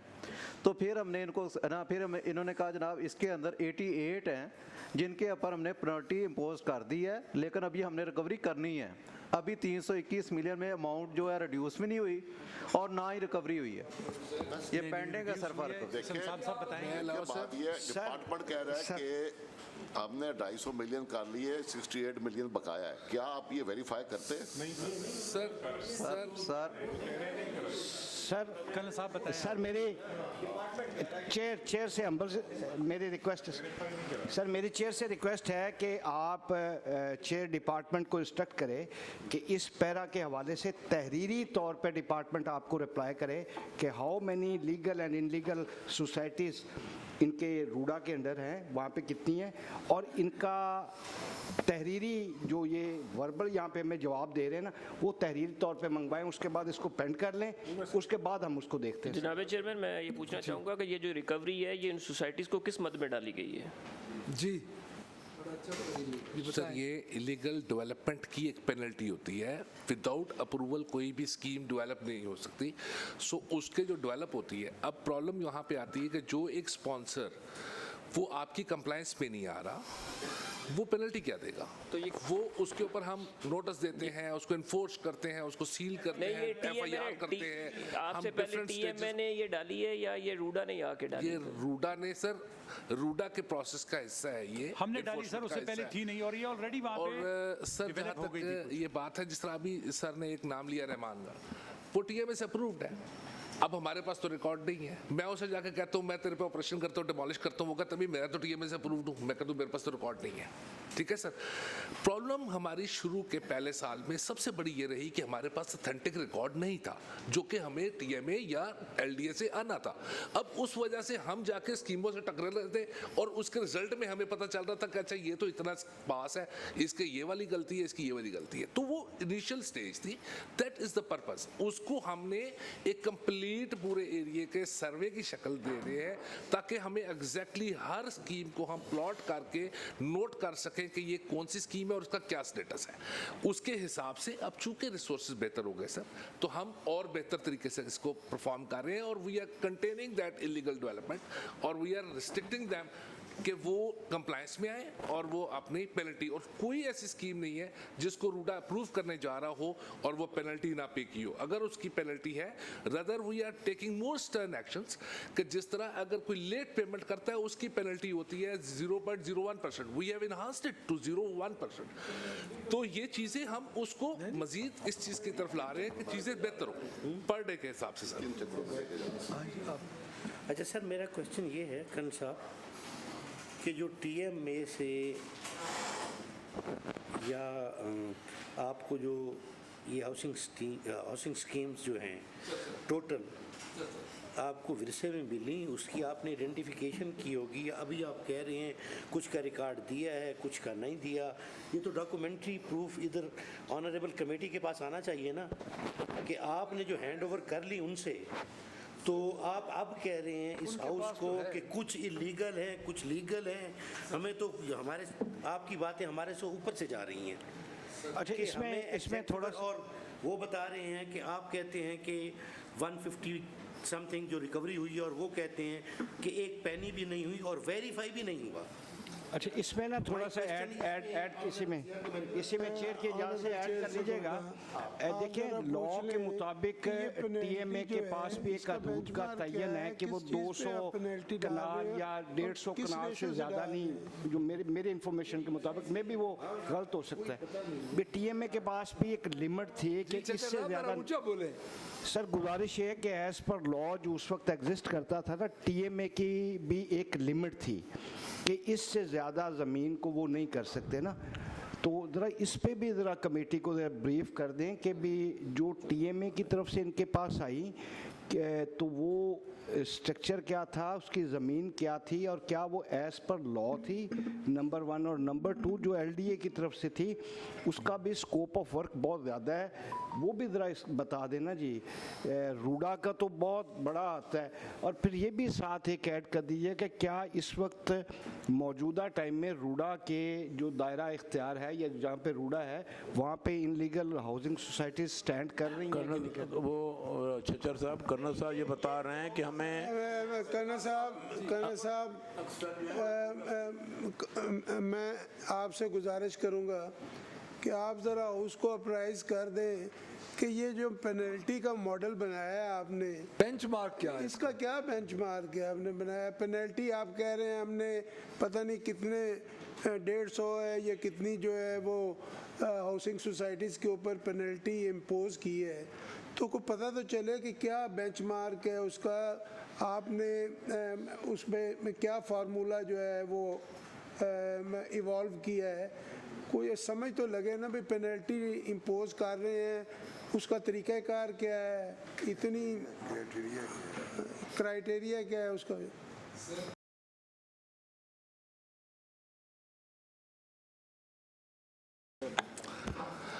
सर जो डेवलपमेंट अनअप्रूव्ड डेवलपमेंट है उसके ऊपर 10,000 rupees, 15,000 rupees and 20,000 rupees per day की पेनल्टी पड़ती है। वो उसके एरिया के हिसाब से है, 500 तक, 1000 तक या 1000 से नहीं। ये आपके जो बोर्ड है उसने जो it is part of PHS sir, private housing scheme regulation का जी, रेगुलेशन से अप्रूव सर। जी सर, आप टोटल स्कीम्स जो आप कहते हैं कि बोगस हैं, राइट, एक उसकी तफसील, राइट सर, और जो आउटस्टैंडिंग है, अब आपको ये पता तो होगा कि किस किस स्कीम के अगेंस्ट कितनी आउटस्टैंडिंग, राइट सर, एक वो तफसील आप हाउस के सामने रखें जी, राइट सर। और दूसरा जो आपके कितने 321 ये कह रहे हैं जी, नहीं 250 250 मिलियन, आपका ये मौक़िफ़ है कि 250 मिलियन रिकवरी हो गई है सर अगेंस्ट सर इनका para was discussed in SDAC for 88 housing schemes. Sir मैं नंबर ऑफ स्कीम्स में न जाएं। आप मुझे ये बताएं सर, मुझे मियां साहब एक मिनट, मुझे आप ये बताएं कि इस वक्त जो वो तो एक पैसा भी नहीं मान रहे ऑडिट वाले कि आपने ऑडिट को पैसे, हम भी यही कह रहे हैं सर। अच्छा, आपका 68 मिलियन आप कह रहे हैं कि हमारा बाकी है, बाकी हम कह रहे हैं सर ये वो स्कीम्स है 68 मिलियन में जो कि अभी अवेलेबल है ऑन ग्राउंड, ये बाकी सर जो 250 बने हैं ये वो स्कीम्स है सर जो रिकवर नहीं हो सकता, वो नहीं हो नहीं सकता, आप ये कह रहे हैं जी सर, उसका आप हमें सबूत दें। जी हम ले आएंगे। पहली बात। दूसरी बात ये है कि आपने एक बात की है कि सीएम ऑफिस में एक कमेटी इसकी बन चुकी है ऑलरेडी, इलीगल की। जी सर, इसकी जो अब वो भी इसमें ज़ाहिर है डेफिनेटली आप उनके साथ भी काम कर रहे होंगे। जी कर रहे हैं सर। अच्छा, वहाँ पे आप कहाँ पहुँचे हैं वो भी आप रिपोर्ट इस कमेटी को दे दें, सबमिट करा देते हैं सर, वो सबमिट करवाएं। राइट। उसके बाद इस बात का वो ऑडिट ये कह रहे हैं कि ऑडिट का मतलब, ऑडिट का ये मौक़िफ़ है कि इन्होंने कोई सबूत नहीं दिया उन हाउसिंग स्कीम्स को जो आप बोगस कह रहे हैं। ठीक है सर, राइट। ऑडिट का ये मौक़िफ़ है, राइट सर। उसको आप ऑडिट को और हाउस को आप ये एविडेंस देंगे कि वो स्कीम्स नहीं है। ठीक है सर, राइट। डेफिनेटली आप एविडेंस देंगे तो मैं पता चलेगा जी, एग्रीड सर, बिल्कुल कि वो स्कीम्स जो हैं वो इस वक्त इस ग्राउंड पे ही नहीं है। Agreed sir. जो आपकी स्कीम्स हैं उसके मुताबिक आपका बनता है 68 मिलियन। Correct sir. जो आपका जो आप बकाया है वो 68 मिलियन। जी सर। उसका हम आपको फिर टाइमलाइन देंगे और उसका फैसला करेंगे कि 250 जो है आप बोगस कहते हैं, वो कहते हैं ग्राउंड पे है, वो स्कीम्स जो हैं वो आप ये सारा मेरा भी क्वेश्चन है जी। एक ये आपने ये 68 मिलियन बताया रिकवरेबल है या ये आप कर चुके हैं रिकवर? पहले आपने कहा था ना रिकवर कर लिया। रिकवरेबल है सर, रिकवरेबल है जी, रिकवर नहीं किया, इसलिए तो मैं कह रहा हूँ। कितने पहले उन्होंने कहा था कर लिया रुपया भी नहीं किया सर। रिकवर कोई किया जी आपने? सर बिल्कुल रिकवर है, वो आपको हम आपको उसके रिपोर्ट के साथ वो भी आपको ऐड कर देंगे। जी सर। क्या कह रहे हैं सरदार साहब? सर कुछ पार्ट रिकवर हुआ है डिफरेंट सोसाइटियों से डिफरेंट पेनल्टीज की सूरत में। कितने हुए? उसकी मैं सर मेरे पास टोटल समरी नहीं है, मैं आपको वो साथ ऐड कर दूंगा। वो सारा सबमिट करके सर सारा कितनी सबमिट पेनल्टीज आ चुकी हैं सर? सर ये इसमें मुझे बहुत बड़ा झंझट लगता है। कोई क्लियर ये डिपार्टमेंट खुद अपने आप से क्लियर नहीं है, ना अपने डॉक्यूमेंट से क्लियर है, ना अपनी पेनल्टी से क्लियर है, ना अपनी रिकवरी से क्लियर। जैसे आपने फरमाया ना, इस पर कोई डिटेल ये अपना डिटेल ले आएँ, आपके सामने ये पेश करें, उसके बाद फिर कोई फैसला करें कि आप इस पे क्या ये सीएम सेक्रेटेरिएट में किस चीज़ पर इंक्वायरी चल रही है? ये इलीगल हाउसिंग स्कीम की सर एक बनी है कि जो इलीगल हाउस, एक कमीशन बना है सर इलीगल के ऊपर, और वहाँ पे हर अथॉरिटी से ये पूछा गया कि कितनी इलीगल है, कितनी को आप रेगुलराइज कर सकते हैं, कितनी को आप रेगुलराइज नहीं कर सकते। बिकॉज इसमें कुछ ऐसी स्कीम्स भी है जिनको हम रेगुलराइज नहीं कर सकते, वो अगर दरिया के दरमियान है फॉर एग्जाम्पल सर, और जितनी रेगुलराइज होनी थी वो हम कर रहे हैं सर उसके साथ साथ। अच्छा वैसे सर ये सर वैसे वो नवानी साहब ठीक कह रहे हैं, पहले उन्होंने ये खुद क्लियर नहीं है, इन्होंने कहा था 68 मिलियन हमने रिकवर करा लिए हैं, जो ऑडिट ने माने नहीं, लेकिन आप कह रहे हैं नहीं हुए। जो मेरी अंडरस्टैंडिंग है ना, वो मेरा ख्याल है उन्होंने कहा था कि 250 मिलियन हमने रिकवर कर लिया है। 250 जी उसकी तस्हीह चाहूँगा सर, 250 हमने ये उसमें तस्हीह चाहूँगा, वो गलती मेरी से ही हुई। 250 वो थे सर जो कि हम कह रहे थे कि ये अब ऑन ग्राउंड नहीं है, ये अवेलेबल, इनसे रिकवरी नहीं हो सकती। तो जब STSC में गए सर तो वहाँ पे 68 मिलियन यहाँ थे कि 68 मिलियन रिकवर हो सकते हैं, ये वो स्कीम्स हैं जो मौजूद है। 250 जो उन्होंने पेनल्टी लगाई थी, हमने ये कहा था कि इस प्ली में कि ये नहीं रिकवर हो सकते बिकॉज ये वाली ऑन ग्राउंड स्कीमें अब मौजूद नहीं है, और ये जब हमें लिस्ट मिली उसके बाद वो मौजूद नहीं थी।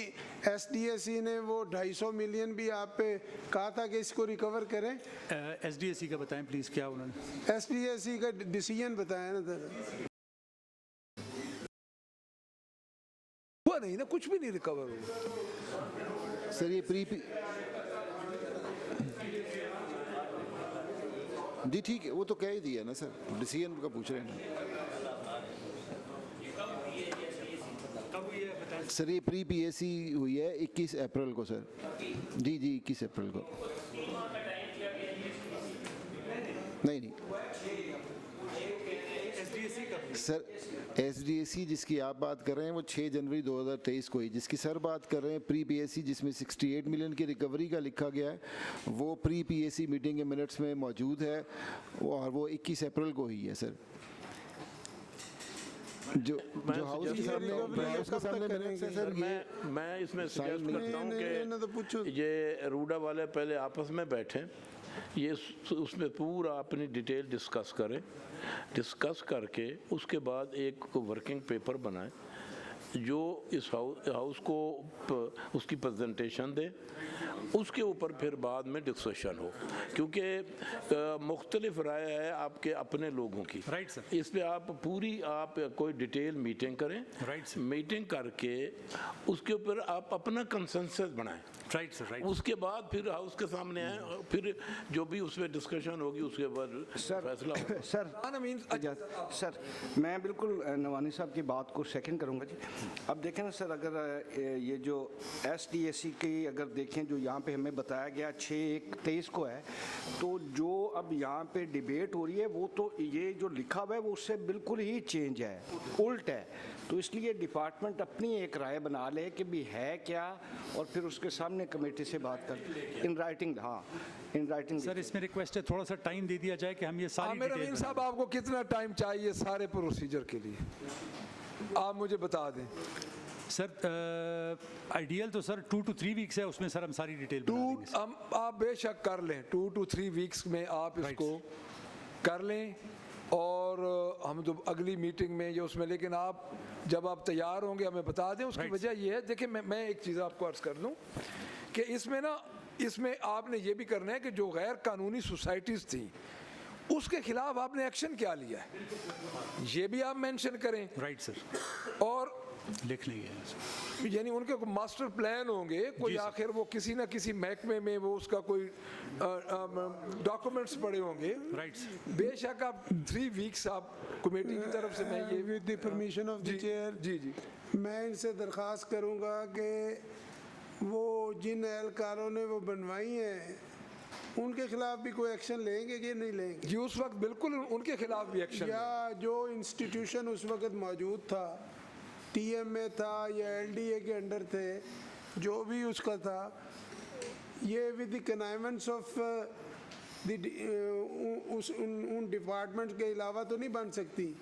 उनकी लैंड पे जाके कोई कब्जा तो नहीं कर सकता। Correct sir. उन्होंने ख़रीदी होगी या जो भी की होगी किसी से इजाज़त लेकर, वर्बल या जो भी आपको पता है जो पाकिस्तान के अंदर सिस्टम चलता है, उसके तहत अगर किया है तो उन लोगों पे भी जो है वो लाइबिलिटी फिक्स होनी चाहिए जिन्होंने इजाज़तनामे इन्हें दिए हैं, वर्बल दिए हैं या लिख पढ़ के दिए हैं। मियां साहब उस वक्त ये एग्जिस्ट ही नहीं करते थे। अच्छा, मैं अर्ज करूँ आपको, ये तो एग्जिस्ट नहीं करते थे, मैं तो डिपार्टमेंट से अर्ज कर रहा हूँ। लेकिन मियां साहब ये कैसे कर सकते हैं, कैसे कर सकते हैं? देखिए अगर फर्ज करें TMA था उस वक्त या डिस्ट्रिक्ट काउंसिल थी, तो वो जब ये आए हैं तो ये तो नहीं कर सकते ना जी। बाकी बात आपकी ठीक है, होना चाहिए डिपार्टमेंट की।